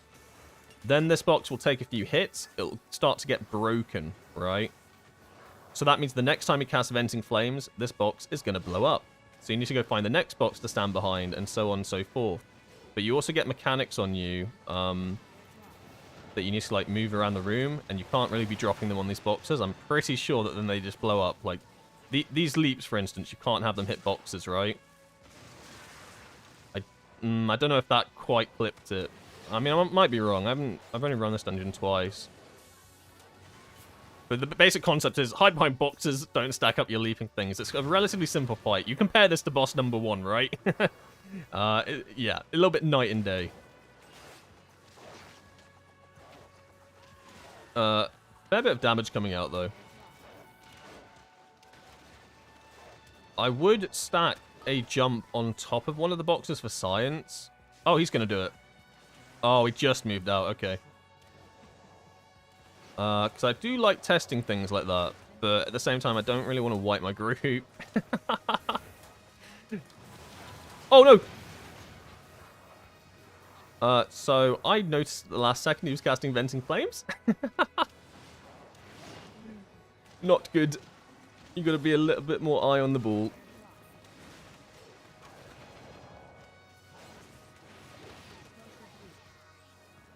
Feels quite bad for melee, to be honest. There's a lot of like moving back and forth. I think you'll have much more fun on this as a caster.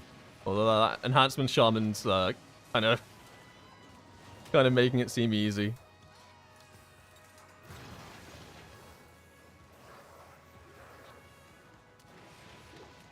Also a reference to what's he called? That author, the author that writes all the books. What's his name? Stephen King. Stephen King. I've never read Cujo, though. I just know it's a dog, right?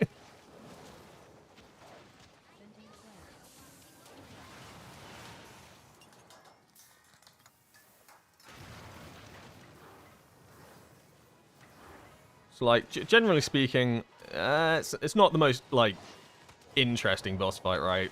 It's kind of like... It's kind of simple, but, like, you compare it to what we just had to do on that first boss, and it's, like, kind of like a nice breather. And then this dungeon gets weird. There's a lot of, gimmicky sections in it, like this. You've got a conveyor belt that shoots out flames. You've got to move through this without dying. Okay, or walk through it like me. You can, you know, the choice is yours. You can either play it safe or just be an idiot. I personally enjoy being an idiot, so that works out in my favor. There's also, like, another bit to this dungeon where you've got to, like, run past all of these mobs, and you can hide in vents and stuff. We'll get to it in a second, but yeah, it's a very gimmicky dungeon. It'll be fun the first time, but the second time that you do it and you keep getting hit by the same bit every time, you die to those flames and you start losing time on your dungeon, you won't be happy.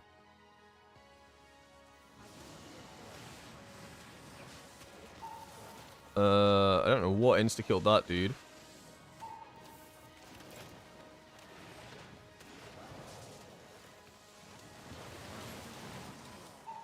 Get out the massive circle. Or don't. It's up to you, really. I think once you kill these ads, a big dude's about to spawn, and then this room gets kind of crazy. I'm not sure where he is right now. But then, like, you see what I mean. It's actually quite fun. If you're a caster, this next part is not fun, but as a melee, it's kind of enjoyable, kind of fun. It's kind of fun to play. Okay, so he summons his big invention. Oh no, it's not these guys. It's the guy afterwards.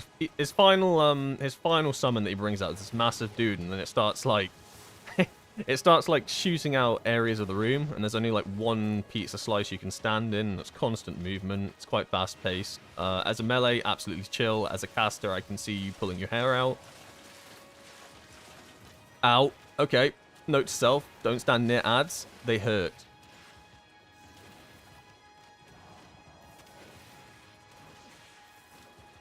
In terms of like dungeon length, that's not really a question or like thing that I see in many like videos and stuff. Like, what are the long ones? I think Rookery's obviously going to be the fastest, shortest dungeon. What's the longest dungeon? The Meadery's also relatively fast, right? It's kind of tiny. I don't think this one's that long. There's a fair bit of RP in it though. So this is the one. This is the dude I'm talking about, right? He's going to start shooting sonic pulses out. You got to dodge that. This isn't a boss. This is just like a mini boss. And then he'll start doing zone denial after this. Oh, go on. Do the zone denial. I've hyped it up like tons now. You've got to do it. Right. So he does this, and you've got to stand in the pizza slice, constantly moving. There'll be a new pizza slice like for this entire cast. Maybe like 3 different pizza slices. So you just got to keep moving. I think this is like really fun. But I just enjoy things like that. And then it's just like, yeah, constant frontals. Theatre of Pain. What, you think Theatre of Pain will be a long one or a short one, Av? To be fair, it felt fairly long, right? I guess you got to go down 3 different wings. There's a lot of, like, fighting one mob at a time, right, as well. With the portal summoners that you have to deal with. But then also... Yeah, you have the big, like, not maze, but you have the big portal room you've got to jump through. You've got to fight those, what they're called, warriors, one at a time. So this is the room I was talking about with the detector bots. This room can suck, or it can be super simple. You're either going to pull your hair out at that one person that can't sneak past the bot, or you're going to get through fine. If you're ever inside a vent, though, they cannot see you. So the way to the way to do this is you just gotta be really careful with it. But you can get absolutely stuffed on this. There will be yeah, this is probably not the best way to do it. This vent over here is the big one. So you like kind of sneak past this guy, stand in this vent over here, and then wait for this guy to turn back on himself. I think you can just make it if you're like greedy, but I'm gonna be sensible for this one and actually make it through. Otherwise, the people who are stood over here just stood there like looking at you like you're an absolute idiot. Oh, the time is 39 minutes. Yeah, I'd believe it. I felt like I was in Theatre of Pain ages earlier on. We were wiping a lot though, weren't we, to the bosses?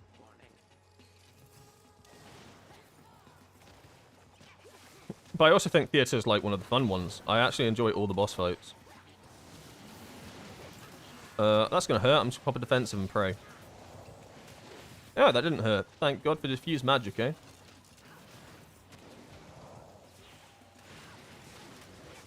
Shield generators then. So they spawn these shield generators, and it's just kind of a move them out of it sort of thing, or they take insanely reduced damage. I don't know if the shield generator itself takes reduced damage. So I leg swept there. Bad leg sweep, because now you can't move them out.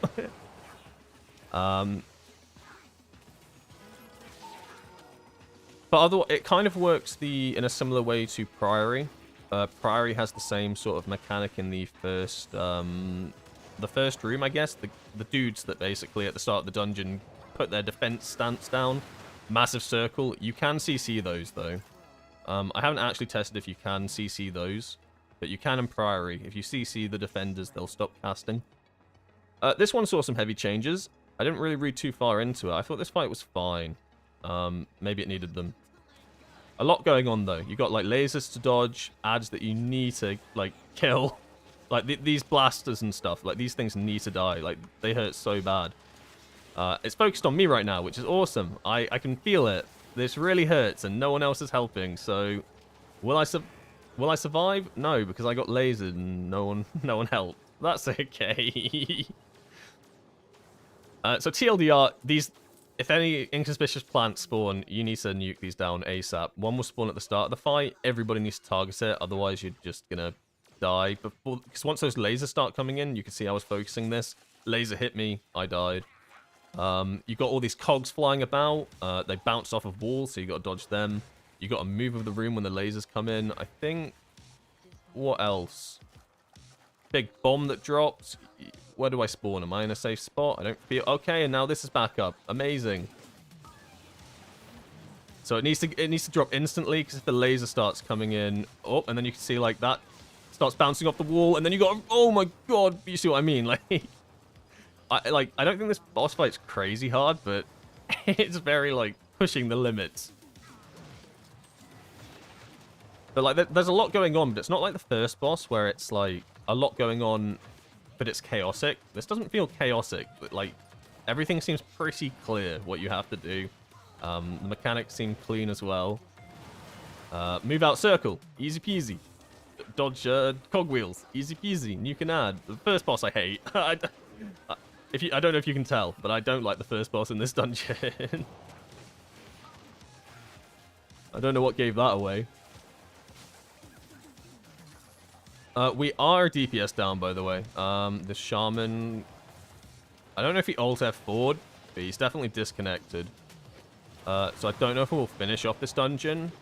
We should be able to kill this boss, right? I don't think that's too much of an ask. I don't know if we can finish the dungeon, though.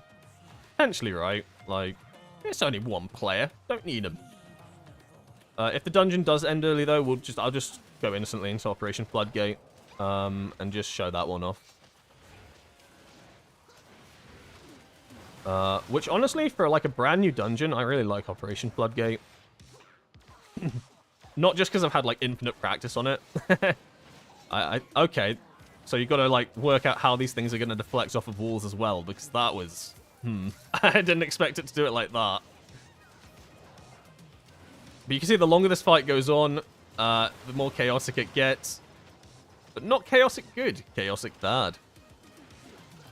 So with one less DPS, you can see these mechanics aren't disappearing. They're just scaling.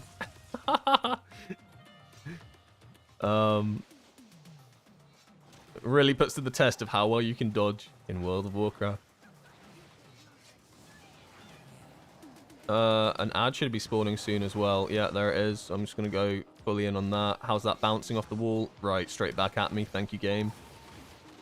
But yeah, you can see those go down really fast if everybody nukes them.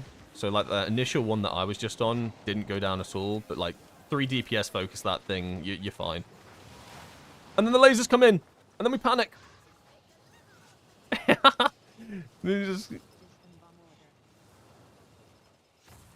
I don't know how he was able to keep the boss in one place. Did he just take the laser? He must have just like stood there and took the laser like head on. He was like, I don't care. I'm a tank. It doesn't damage me. Getting a little bit harder to dodge everything, I'll be honest. The bomb should be coming in a sec. I have a full Crackling Jade Lightning just to shoot into it. It's over here. Yeah, that's pretty decent. Almost half of its health. I'm the only player on it, but I actually had cooldowns for this one, so not too bad. Healer died. Not great. Okay, not great at all. And the lasers came in. Oh my gosh. What got me there? The hidden flame cannon? What do you mean hidden flame cannon? That wasn't the one from the middle, was it? Because I definitely dodged that. Oh well. Either way. Yeah. You need to stand under the shield. Oh, I get what you mean then. So with the shield up, you pull the ads out and then the player goes underneath of it. Ah, clever. Clever, clever, clever. Is the new AoE spell not good enough to be used in M+? Oh no, it's good to be used, Jorgen. You're talking about Slicing Winds.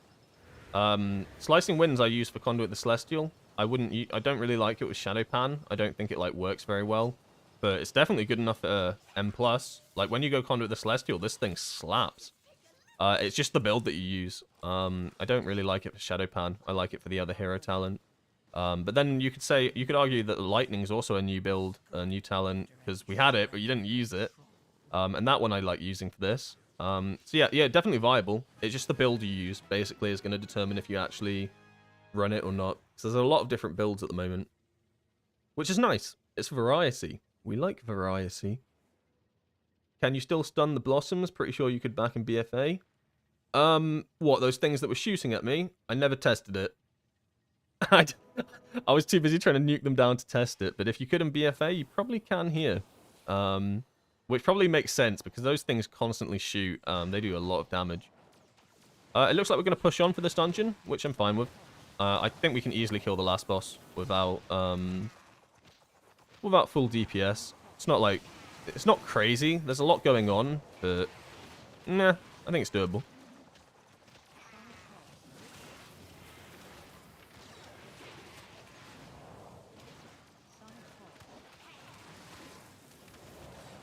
Ow. Spider, can you not?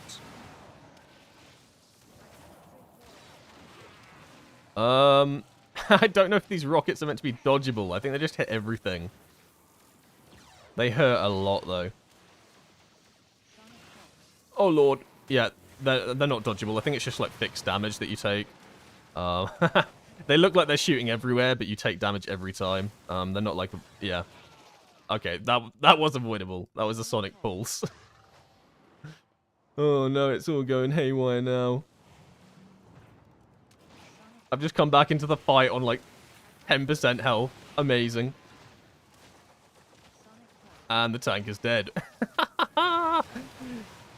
Oh, we're in the cursed dungeon hour now. It always starts off well, and then it slowly deteriorates into absolute pain. Like, what am I taking damage to right now? I spawn and I'm taking damage. And the spider tank just reverts to full health. Okay, thanks, Blizzard.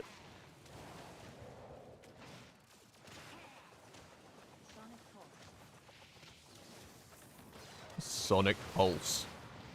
What add-on is the one that tracks Flurry Strikes? It's an add-on literally called Flurry Strike Tracker. I can post the link in the chat in a sec. I'll try to after this dungeon when I get a free second. If you're in the Discord, it's also in the Weak Horror resource tab. But if you're not, I'll post it in the chat after this.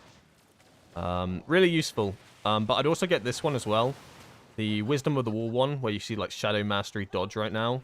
That's really useful as well, as it tells you which Flurry Strike you basically activated, right? Which Wisdom Wall you activated off of Flurry Strikes.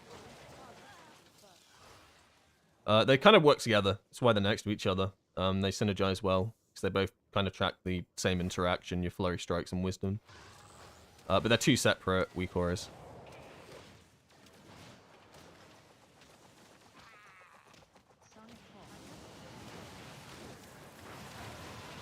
Lo and behold, these spider tanks are relatively easy to kill when you do them one by one.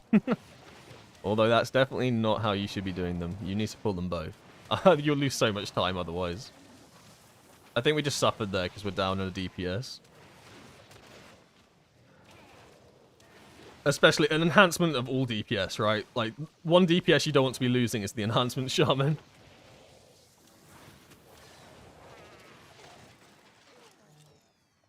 Oh, his damage isn't entirely made up of just Tremor Totem. Surprising. Wow. Wow, they've evolved. Shamans have evolved. No longer do they just press their one button. Oh no, that's mean. It's more than one button. It's two buttons. Oh, okay, yeah, if you're in the Discord, there's a resource tab, and under Weak Horrors, you'll find both of them there. I put both of those ones, because I think they're relatively important for Windwalker. Especially like Shadow Pam.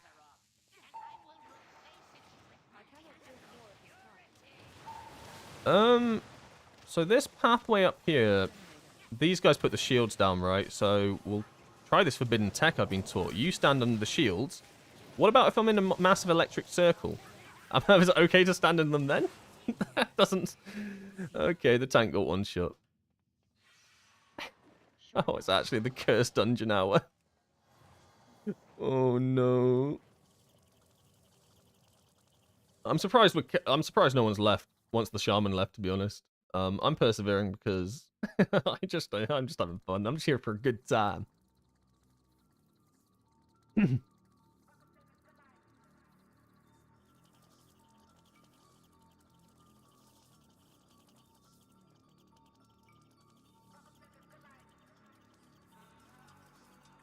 Where tank? Okay, we pulled.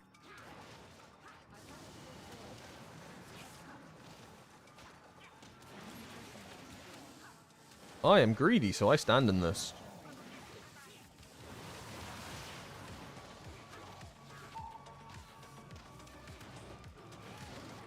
So I see what you mean. Yeah, you stand in the shield generator, but I guess you need like the ads to be somewhat like close. Like this isn't too bad. Does this protect me from the explosion? I mean, I took a lot less damage than I probably should have. So you can probably take mechanical damage. Mechanical damage, kind of, not as in like the mechanical ads, as in like you can take like damage in these shield generators, maybe for defensive, but it's probably better than moving out. You seem to be able to actually take damage. It does look like I'm the only one stood inside of them though.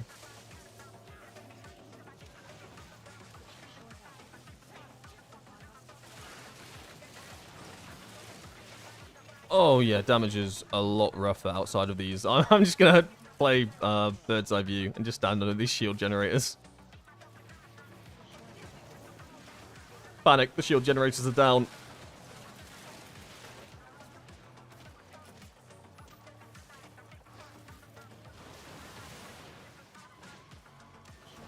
I think the pinned message with the Discord invite expired, or it won't let me.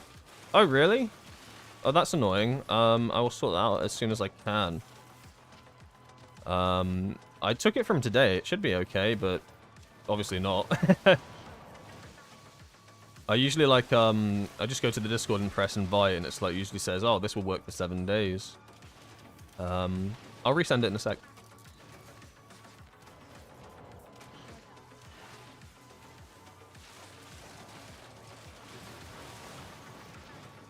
Okay, we finished a trash pack. That trash pack took longer than some of the bosses that we've done, but that's okay. You know why it's okay? Because there's another ad pack up here that's the exact same thing. So, yippee! Use the link in top chat. Work for me. Yeah, I think it should work. But I'll post another link in a sec. But I imagine it might just be the same link. Oh god, it's just going to be the same thing. I have all my cooldowns, but it's just going to be exactly what we just witnessed. Oh Lord, have mercy on our souls. Okay, stand in the circle. Wait, no, I don't want to take double of those.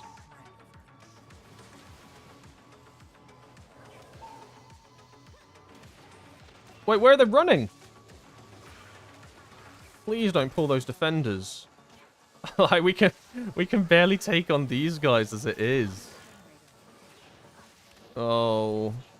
I'm low-key out of CC. Well, now I'm 100% out of CC.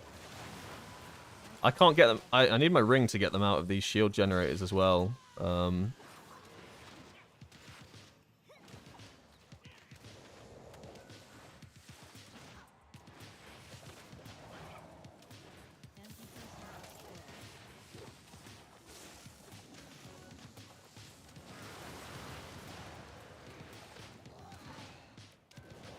Oh, Lord. Okay, that went better than last time. One more pack and then we get to actually see a boss. This is going to be so painful, actually. I mean, it's not a hard boss, but yeah, it's going to be painful.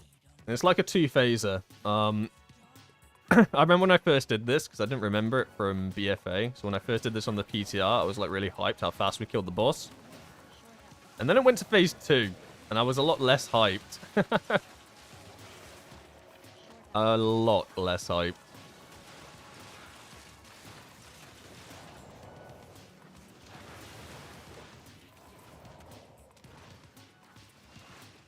Oh, I wish the enhancement shaman didn't leave.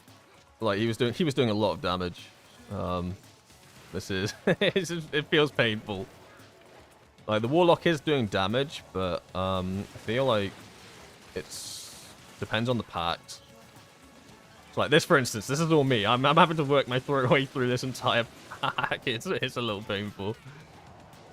Windwalker monk solos Operation Mechagon. Should post a make a YouTube video. You can solo this dungeon with one simple trick. Have someone leave.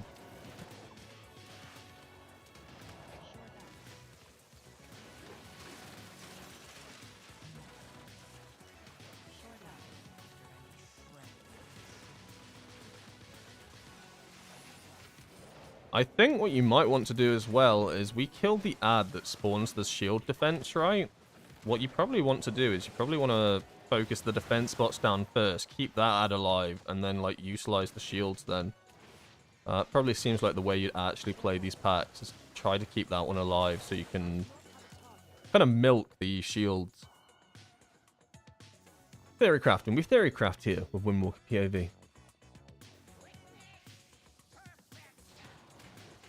Hey bro, I see you're not spinning in 4 to 5 mobs. Is it bad to spin without the prop? Yes, it is. Even on live servers, you don't really want to spin without a prop, right? Unless, let's say, it's between that and maybe like a blackout kick or something. Realistically, spinning without a prop does like no damage. Even with like the changes to spinning crane kick, it's not that strong. You pretty much never want to spin without a prop. I mean, you can in very rare situations, but it is a damage loss. Oh god, cutting beam. Yeah, so don't stand in this. It one-shots you. It fixates the player, and it's bigger than it looks. Mega Zap? That sounds good. I love getting hit by the Mega Zap.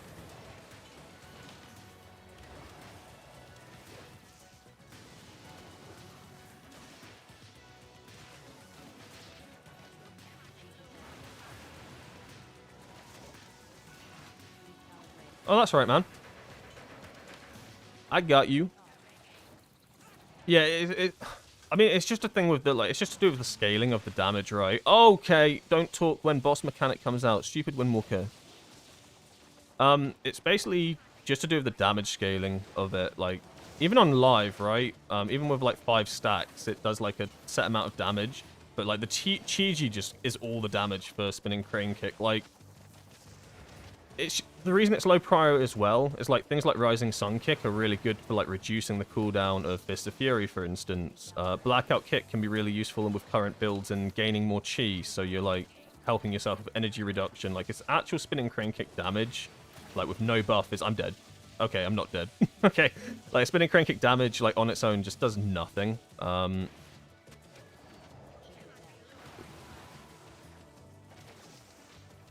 Yeah. Yeah. Not much else to elaborate on that with. It doesn't do damage. Which is kind of weird, right? Because when you think of spinning crane kick, you think that's our AoE ability. That thing slaps. It doesn't. Not unless you have a Chi-Ji proc, because it's like 200% extra damage on top of what it already is, and then suddenly, then it is really strong. Like, then it is like your pretty much your prio 1 ability to press. So it's either a no press button or a always press button, and the difference is between whether it glows or not. So pretty easy indicator. Like, there's maybe 1 or 2 situations where you would press it, when you don't have a proc, but like, with the changes to how Blackout Kick works, especially, that kind of doesn't exist anymore. Oh, so yeah, this is phase 2. You think you killed the boss? Surprise, surprise, you haven't. Now you have to actually kill the boss. So you get all the mechanics plus some more. Mega Zap becomes Mega Infinity Zap. So good luck trying to do this with 4 players. Hopefully we can. It's all going to be based on orb placements, I think. If we can, like, get these orb placements alright, like, not get hit. I think if anyone dies here, we're probably not killing this boss. Which is usually how bosses work, right? You know, if someone dies, you don't kill them, but you know what I mean. If someone, yeah, especially with a player down, if someone dies, we're not killing this boss.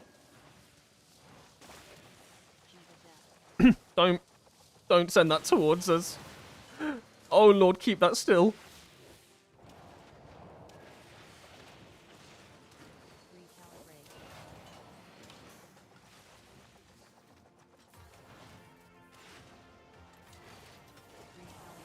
Oh God. I don't want to be the player. Why is this boss going down so slowly as well? Like, this is so painful. Oh, Mega Zap. I have no defensives. Rip me. Okay, not rip me. I'm alright. I'm good. Oh, that went through me. Maybe... No, they do hurt if they go through you. I was going to say, maybe they don't hurt if they go through you, but I'm pretty sure I've died to this mechanic before when they've gone through me. Yeah, let's be. That went through me, but... No! I think that's the worst player that could have died. Oh no, we have CRs. Never mind. That's the best player that could have died.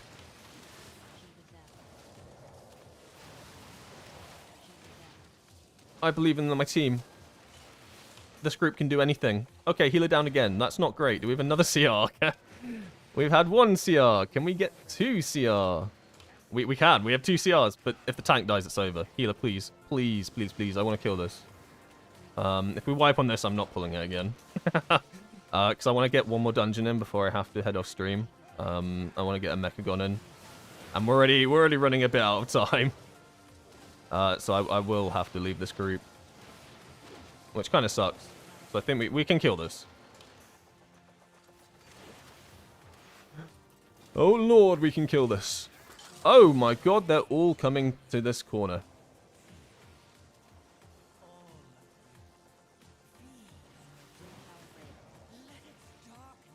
Where Crackling Jade Lightning is going to feel worse than Slicing Winds, I think. Oh, okay. Okay, don't explain stuff when bad things are happening.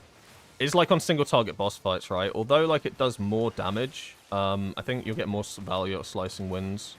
I'd have to actually fully check the numbers, like, run them side by side, like on a target dummy for 5 minutes or something. But I feel like you get barely any value out of a Crackling Jade Lightning, whereas Slicing Winds, you get a lot more casts, because you'll probably be running with Celestial Conduit, right? So I feel like the damage is going to be a lot more.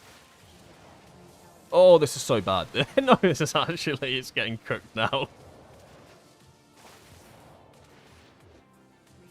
What I do find, though, is playing Season 2 is I rarely run into, like, energy issues. I mean, even on live, actually, like, I feel like you rarely run into energy issues nowadays. But in Season 2 especially, like, I feel like I'm never having windows where I don't have energy or chi. Probably maybe more so in actual raid situations. In Mythic Plus, I guess you're less likely to have those, just because they're more concise. Like, you have periods where you, like, reset your resources. And we actually are going to kill this boss. We did a good job. Healer is dead. That's why they invented health pots.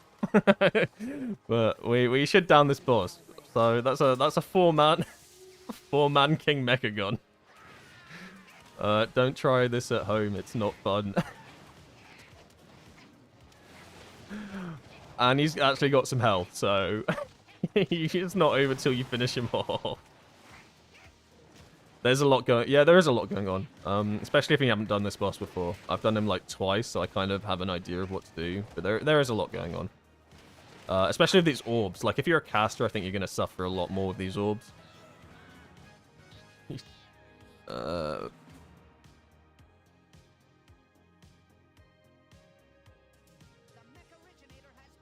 Yeah, no, that's not bad for a 4-man. We did alright. That's a +10. So that, like, kind of shows you, like...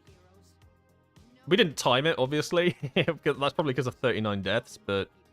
I don't know. I don't think these dungeons are overtuned or anything. I don't think they're too bad. Oh, what did we get? We actually got loot. I haven't looted a chest the entire time I played the PTR. That was cool. What's the time?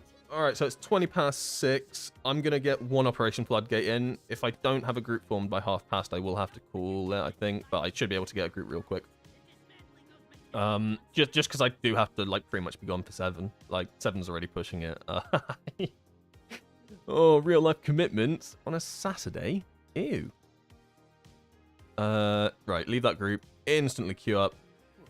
I did say 12, but time's really pushing it. I'm sorry, guys. I would have done a 12 if I had, like, an hour to play with, but I really don't. I need to do this dungeon.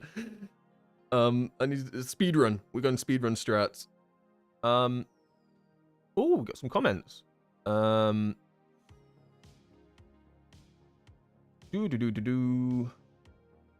the big wig line timer you're using?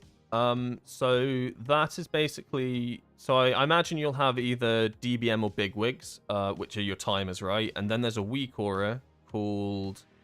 I think it's called boss timeline or something. It's something along those lines. It's like timeline for boss or something like that.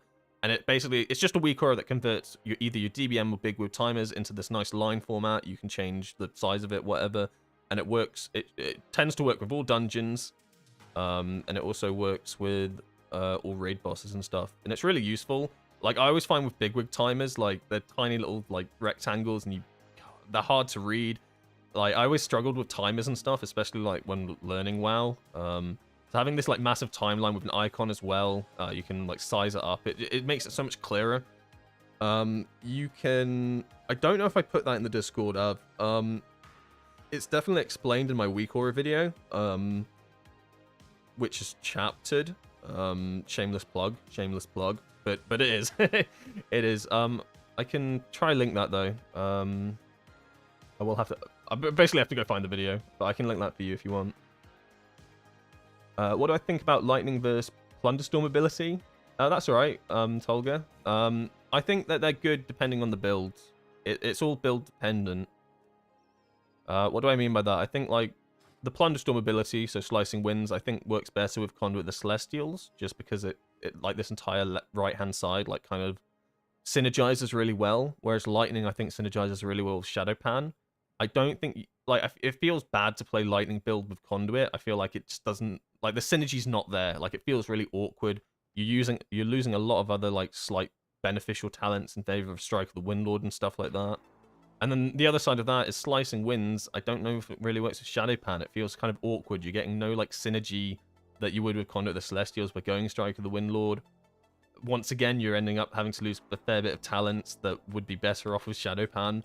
So I think they're both really fun. Slicing Winds better with Conduit, and I feel like Lightning's better with Shadowpan, but they're both very viable builds. And you can mix and match. Like, you can play Conduit with Lightning, you can play Shadowpan with Slicing Winds, but I think when you actually play it, you'll kind of know what I mean. Like, they synergize better with their respective hero talent. If that makes sense. But they're both good. They're both good. Just because I'm not using, like, one at the moment, like, it doesn't mean the other one's better or whatnot. They're both just good. Where did Mulgar come from? Okay, I guess he's back. I didn't even... I instinctively invited you. I didn't even realize that you were... I just pressed a name, and I pressed a name, and he appears. You go out of energy if you do Tiger Palm Spin, Tiger Spin. Yeah, no, Tiger Spin, never the play. Never the play. Fist of Fury is usually always your #1 ability in AoE. Spin, like a standard spin does like nothing. It's, yeah, I'd demonstrate it, but just trust me. Take my word for it. Take my word for it. It honestly does no damage. It's really weak. Really, really weak. A Chi-Ji Spin, strongest ability in single target and AoE, like, number-wise, like, pretty much, yes. Maybe Fist of Fury actually is better in AoE. But single target Chi-Ji Spin is, like, so strong. So strong. I think Monk Mesa? No. I don't think it's meta, but, like, how do you define meta? I guess meta's what are the best players in the world playing at any given time, right? No, then. I don't think Monk's meta. Sorry, guys. Like, I'm not gonna lie to you. I feel like it's impossible for Monk to be meta, especially in Mythic Plus. Maybe in raiding, it's easier for Monk to be better, because there's more leeway to capped AoE and stuff like that, and our single target's pretty good. But I feel like you can't be meta in Mythic Plus just because of, like, capped AoE. We have too many things that, like, stop us from being meta. Is Monk good? Yes. Yes, Monk's good. Is it the be-all and end-all? Like, will it be in every single high-end Mythic Plus video you see? No. No, probably not. Like, just honestly speaking. It doesn't have to be meta to be good, though. Like, I don't know. I'm not gonna lie. I'm not gonna say yes. Like, yeah. It is what it is. Can you explain Celestial Conduit Tree? Yeah, I can, Tolga. I'll switch to it as well. So, Celestial Conduit, pretty standard. So you can see, like, how all these abilities are now lit up. The general concept is that Strike of the Windlord, every time you press it now, it gives you, like, a 6-second cooldown window. So your Rising Sun Kick, your Fist of Fury, your Slicing Winds, your Strike of the Windlord, they all get, like, their cooldown reduced. So that, like, quite massively as well. So basically, you have these big cooldown windows every 30 seconds. Well, even less than 30 seconds, if we're being honest, because Strike of the Windlord reduces its own cooldown, right? So actually, it's like maybe roughly every 20-odd seconds that you're actually getting these, like, cooldown windows, and you're basically playing this massive mini game of, like, I need to create my own cooldown windows, and then Conduit the Celestial itself also creates this massive cooldown window. So you can end up, like, with an opener of 3 6-second cooldown windows on, like, one after another. So you could in your opener you can get 18 seconds of cooldown, right? Like, reduce cooldown on all your abilities. Suddenly Fist of Fury hits harder because it's faster. You can potentially get 2 full Fist of Furies out within 6 seconds, right? That's crazy, right? 2 full Fist of Furies you can get out in 6 seconds if your Rising Sun Kick reset activates. Like, that's low-key, like, crazy. Like, it's massive burst windows. Like, so you get this one big burst window of Conduit the Celestials itself when you press the ability. But then you have these 30... I'll say 30 seconds just because it's easier to say, but these mini burst windows you get. And then you're playing around, like, Gale Force as well. So every time you cast Strike the Windlord, you get Gale Force activated. So now you're getting these massive, like, sped-up abilities, but you're proccing Gale Force, so you're getting more damage. Slicing Winds also works with it. It, like, all kind of synergizes so well with each other. Like, it all meshes. And that's why I really say the Lightning build kind of feels so bad, right? Because you're losing a lot of the synergy that all works well together. But it's also why I say Conduit the Celestial is going to be harder to play. Because you're going to have to micromanage all of these windows. You're going to have to think in advance. Like, is it right to use my cooldown window now? Celestial Conduit's up in 10 seconds. Maybe I hold it to then get the benefit of, like... You know what I mean? There's a lot of micromanaging, whereas with Shadowpan, it's kind of just do the rotation. I simplify it, right? Like, you do kind of have to keep tracks of flurry strikes and stuff, but it's not as micromanaging. And I don't know if... Yeah. You can maybe try argue it is. I'd love to hear an argument that Shadowpan is a lot of micromanaging, but compared to Conduit, I just don't think so. So that's kind of the TLDR of it. Like, there's a lot of intricacies, and I'll try to go through them when I do an actual guide. Floodgate. We're doing Floodgate. Operation Floodgate. 10. Right. Where's my thing? That's the mother load. That's a 10. We're stacking them up. I don't know why I have so many. Don't summon me. Stop. You're going to make me accept the summon, and then I'm gonna port there, and I'm not going to have a key. Do I keep taking the wrong one, or am I just blind? I don't like my bag. My bag annoys me. Alright, I'm going to buy tons of these until I can work out where it is. Okay, found it. Spamming works. Just spam it like 10 times until you can see a number go up. Oh, God. What am I like? Okay, now we can start. The real question is, are we getting invited to Keys next patch? Do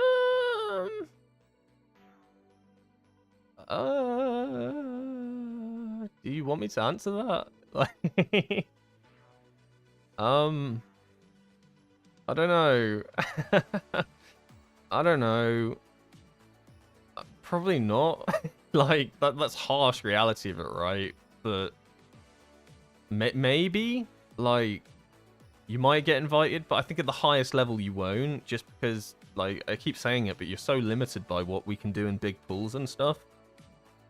Like, I don't know. I don't want to doom Windwalker Monk and, like, put players off it, because, like, Windwalker's good. Like, it's going to be fun.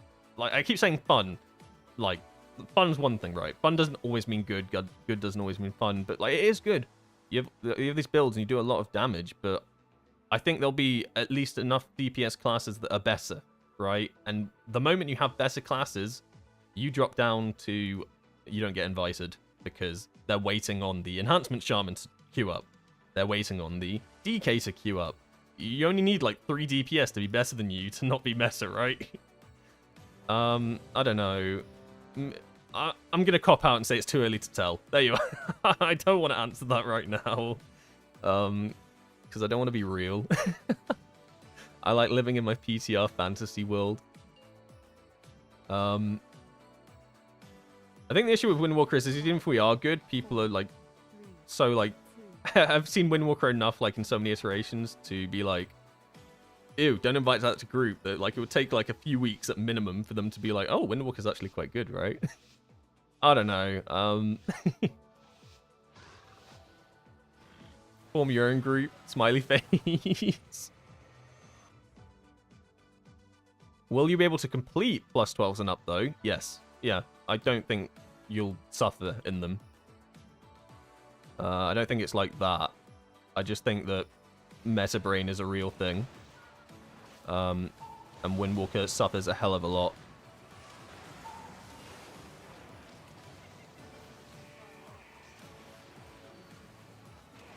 Oh, this is a big pull. Ow.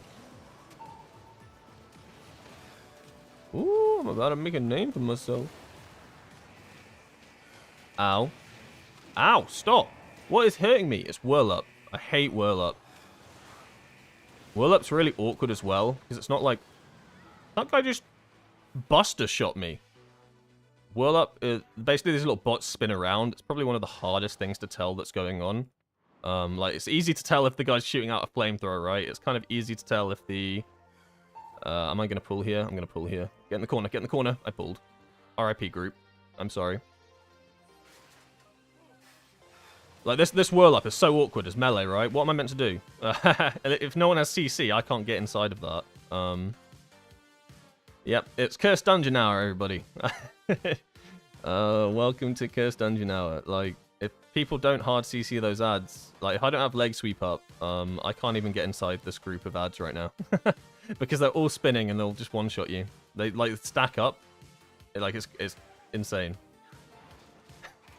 And the tank left. Okay, cool.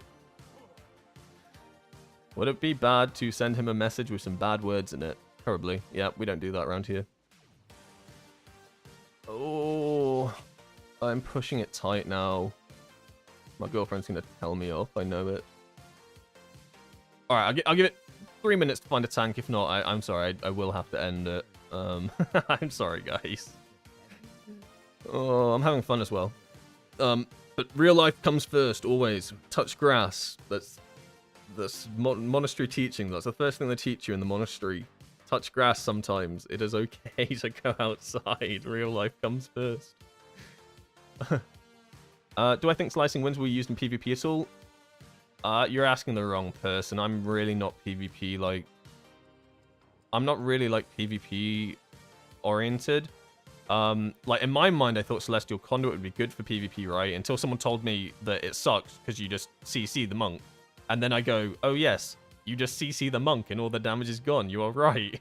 I think it could be good, right? Because, I don't know how you play it in PvP, though. Like, the issue to me is you probably have to run it with Celestial Conduit to get value.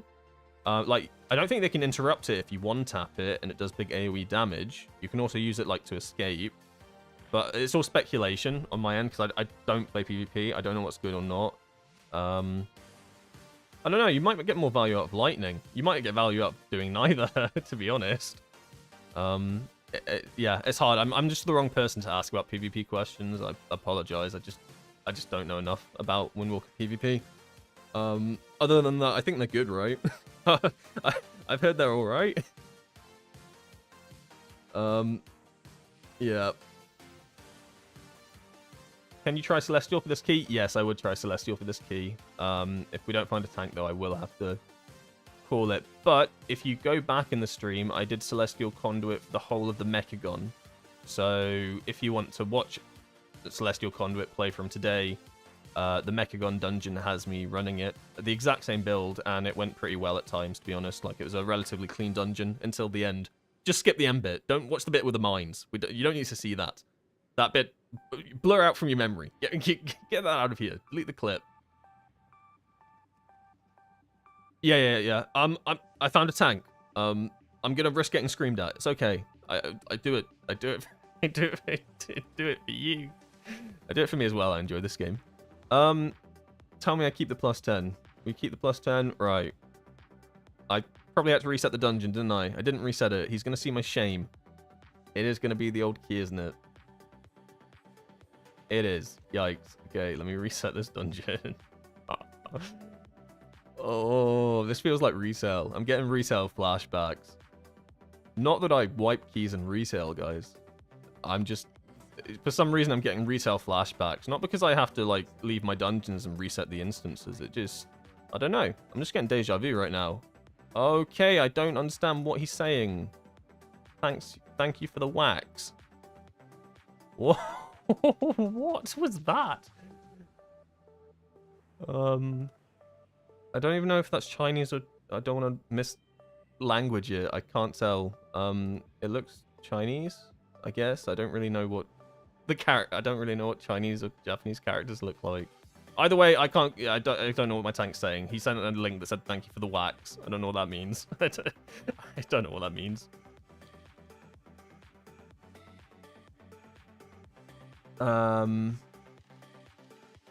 Even if target cap still monk is blasting 7 to 8 mobs?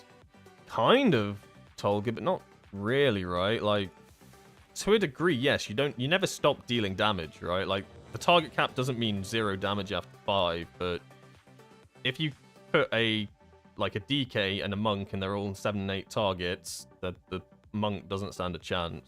Like, Ovanax is like one of the best examples of that. Not so much these days, like, Windwalker can consistently ramp up the damage on that fight, but, like, if you go for the, like, initial Ovanax, like, first add spawn, good luck. Oh, yeah. I think that's, like, just a good representation of how, like, target scaling goes, target capping is. There's other classes that suffered, like, from it as well, though. It's not just Windwalker, and we're not the only ones. I think Outlaw Rogue's a target cap, no? Warrior's a target cap? No? Some abilities? Where the hell are we going? Okay, this is going to be the forbidden route. I've never done this in my life. Where is he taking us? No, this is troll. This is troll, no? What is this? I've never seen this route in my life. I like it, though. I low-key like it. But this is... What? I didn't know this part of the dungeon existed. We've reached the forbidden tech now. Where the hell am I?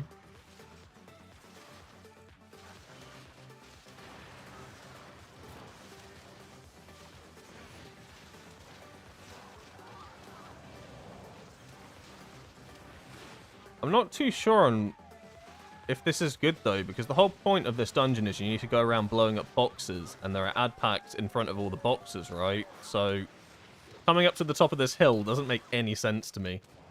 I'm gonna let it play out, because I don't doubt this guy knows what he's doing. But in the back of my mind, I'm thinking, where the hell am I right now? I've never seen this part of the dungeon. And it makes no sense to be up here. But I'll allow it. Let's see what he's cooking. Okay, so we're straight onto the second boss. Okay, we're going for the ad pack first. That's fine, I guess. Like, I get it, but I don't.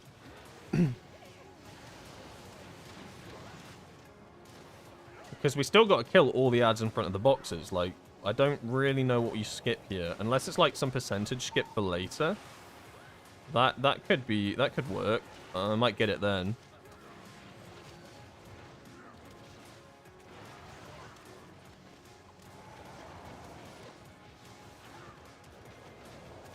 We need to kill the Bloodwalker.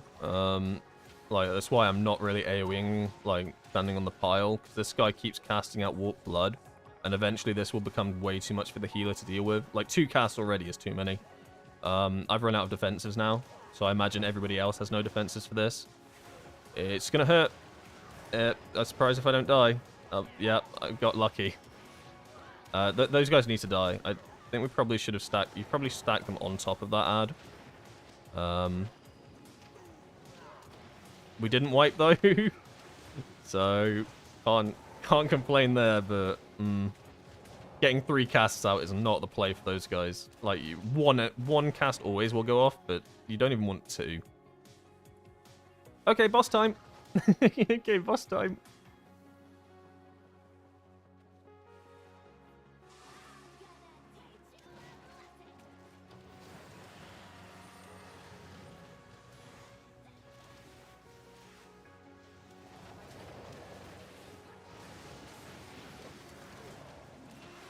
Ads need to be focused on this boss.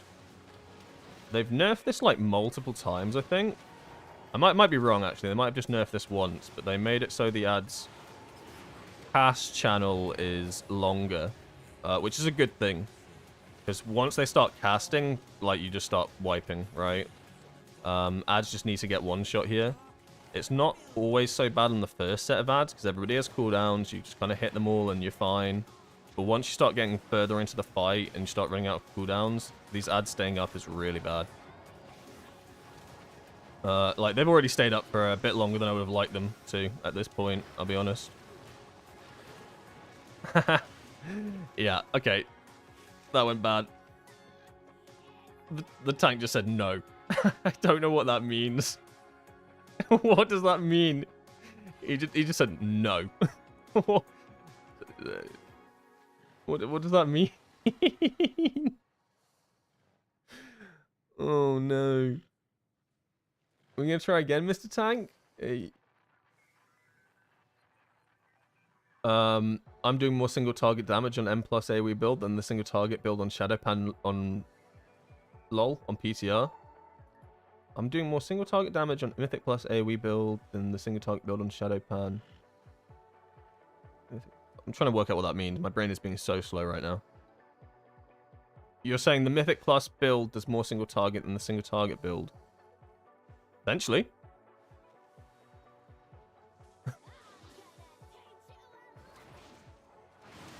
What's that on? Is that like on dummies though? Or is that in an actual... Or have I got it the other way around? Your single target build does more than the AoE build. I'm being really slow right now. My brain's a little bit fried, I'll be honest.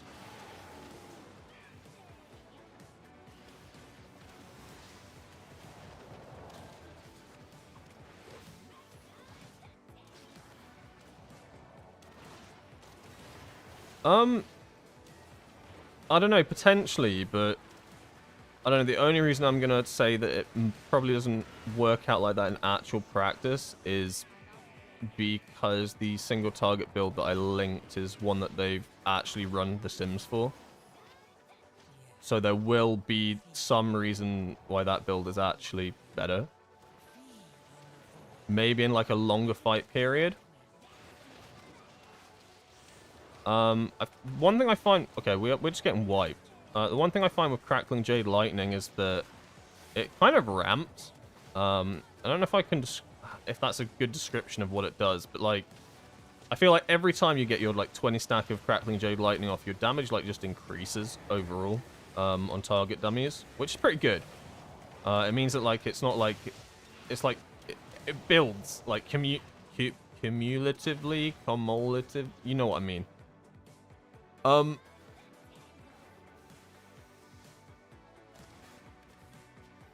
No, I get what you mean. The AoE build is more... I don't think we're doing this dungeon, guys. I'm going to be honest. I'm sorry, Mole. I can't wipe on it continuously, because I don't have the time. I apologize. Doing 1.7 to 1.8 million DPS on single target build. My AoE build is doing 2.1 million damage on single target per dummy. I believe you. I'm not sure why. I don't know. The build for the single target is one that like I got from the theory crafters for Windwalker. Pretty set on. This is like your single target shadow pan build. Your single target what's it called? Celestial conduit build. I don't know. That's basically what the computer's telling them is the best. With AoE, it's a little bit more difficult because they need like more data and stuff. So they're like finding out those like builds can take a longer time. So it's not like single target's a lot easier. Like if you ever run a raid sim, for instance, your single target sim will be done like 10 times faster than your AoE one. So is that the Crackling Jade Lightning then AoE build?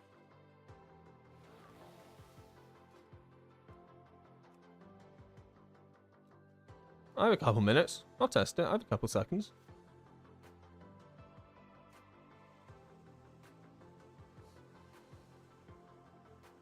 So the main trade-off between the two builds is basically Gale Force and Strike the Windlord, right? Where you're trading in Crackling Jade Lightning.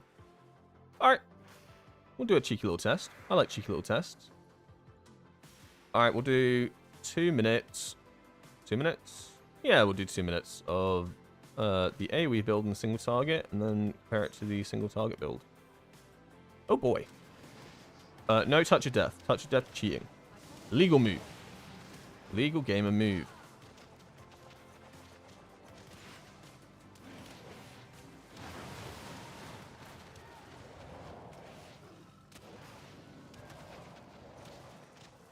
The difference, I don't know. I need to see what the numbers look like.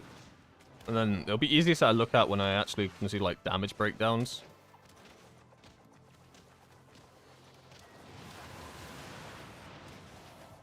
But I find like, yeah, as I was saying, like with Crackling Jade Lightning, you end up like Crackling Jade Lightning, your damage soars. I don't know how much it will soar in like actual single target, but in AoE, like it makes a huge difference. And then the next time you're Crackling Jade Lightning, you just kind of ramp up your damage. It feels good. That's target dummy testing, so it doesn't always translate that well to actual M+ and stuff. Oh, go on, give me a fist. Yeah, the single target build has Strike the Windlord. Predominantly, I'd imagine that's for Gale Force. Also because, in theory, this Crackling Jade Lightning build shouldn't do well in single target because you've basically got a talent that makes it do more damage on more targets, right? So we basically got a dead talent in this build. Like, that does nothing for this. That's why it surprises me.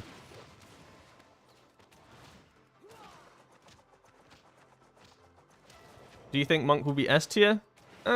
No, not really. Just being honest. I think it's difficult to be S tier. It could be like A tier, like in like A tier is like not like a exaggeration. Like it could easily be A tier. S tier is like I don't know. Like S tier is kind of reserved for shamans. All right, we'll say 1.7 there. Okay, so Fist of Fury makes sense. Blackout Kick makes sense. It's a Blackout Kick build. Rising Sun Kick, Crackling Jade Lightning really doesn't contribute that much, obviously because it's single target. Suffocating Darkness doesn't do much either, and Flurry Strike's pretty mid. Okay. Don't want to reset it, and it... Okay, it dropped a little bit. Do we have that saved in a segment? Yeah, Training Dummy. Sure. Shadow. I'm wondering if Touch of Death on the AoE, not on the single target build now. So with Touch of Death is a little bit bugged at the moment, especially in the open world and the PTR, where it does a absurdly insane amount of damage. So if you did Touch of Death on either of those tests, that will absolutely, yes, that will break it. I don't know if they nerfed it, but like when PTR came out, Touch of Death was doing like, I don't even remember what it was. I feel like it was doing 20 to 40 million damage. It was insane. I don't know if they fixed it. That's why I'm avoiding Touch of Deathing right now, because I know that it will mess with it. Alright. Let's go round 2. I don't even know if my cooldowns are properly up. Not really.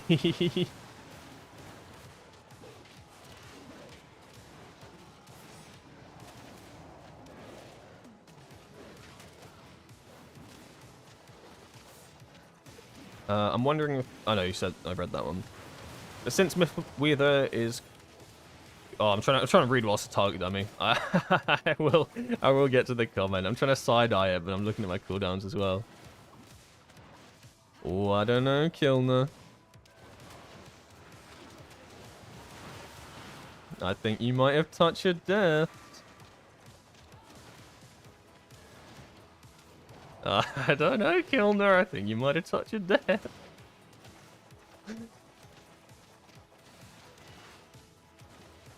I don't know, this one's kind of hovering around 1.9 at the moment.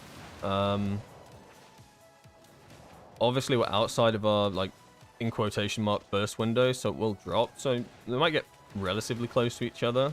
We are going to get another Storm, Earth, and Fire window here, though. Yeah, I don't know. I think Touch of Death might have skewed that. I'll try, like... we'll get it to about 2 minutes just to give it like a good example. The other one was what, like 1.6 or so? We'll say 1.7 just for clarity's sake. I can't look back at it. But I think this one's like hovering easily at like 1.8, 1.9, especially as we're about to get to the 2-minute cooldowns.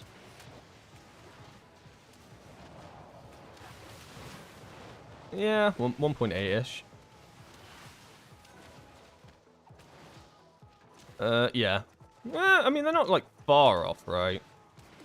I didn't trinket a second time on this one, though. So, now we'll Touch of Death. And you can see Touch of Death just did 13 million damage, right? So, suddenly Touch of Death now becomes my 4th most, like, damaging ability. Just by using it once on the training dummy. So I can see how that may have skewed it if you Touch of Death at any point on either of those.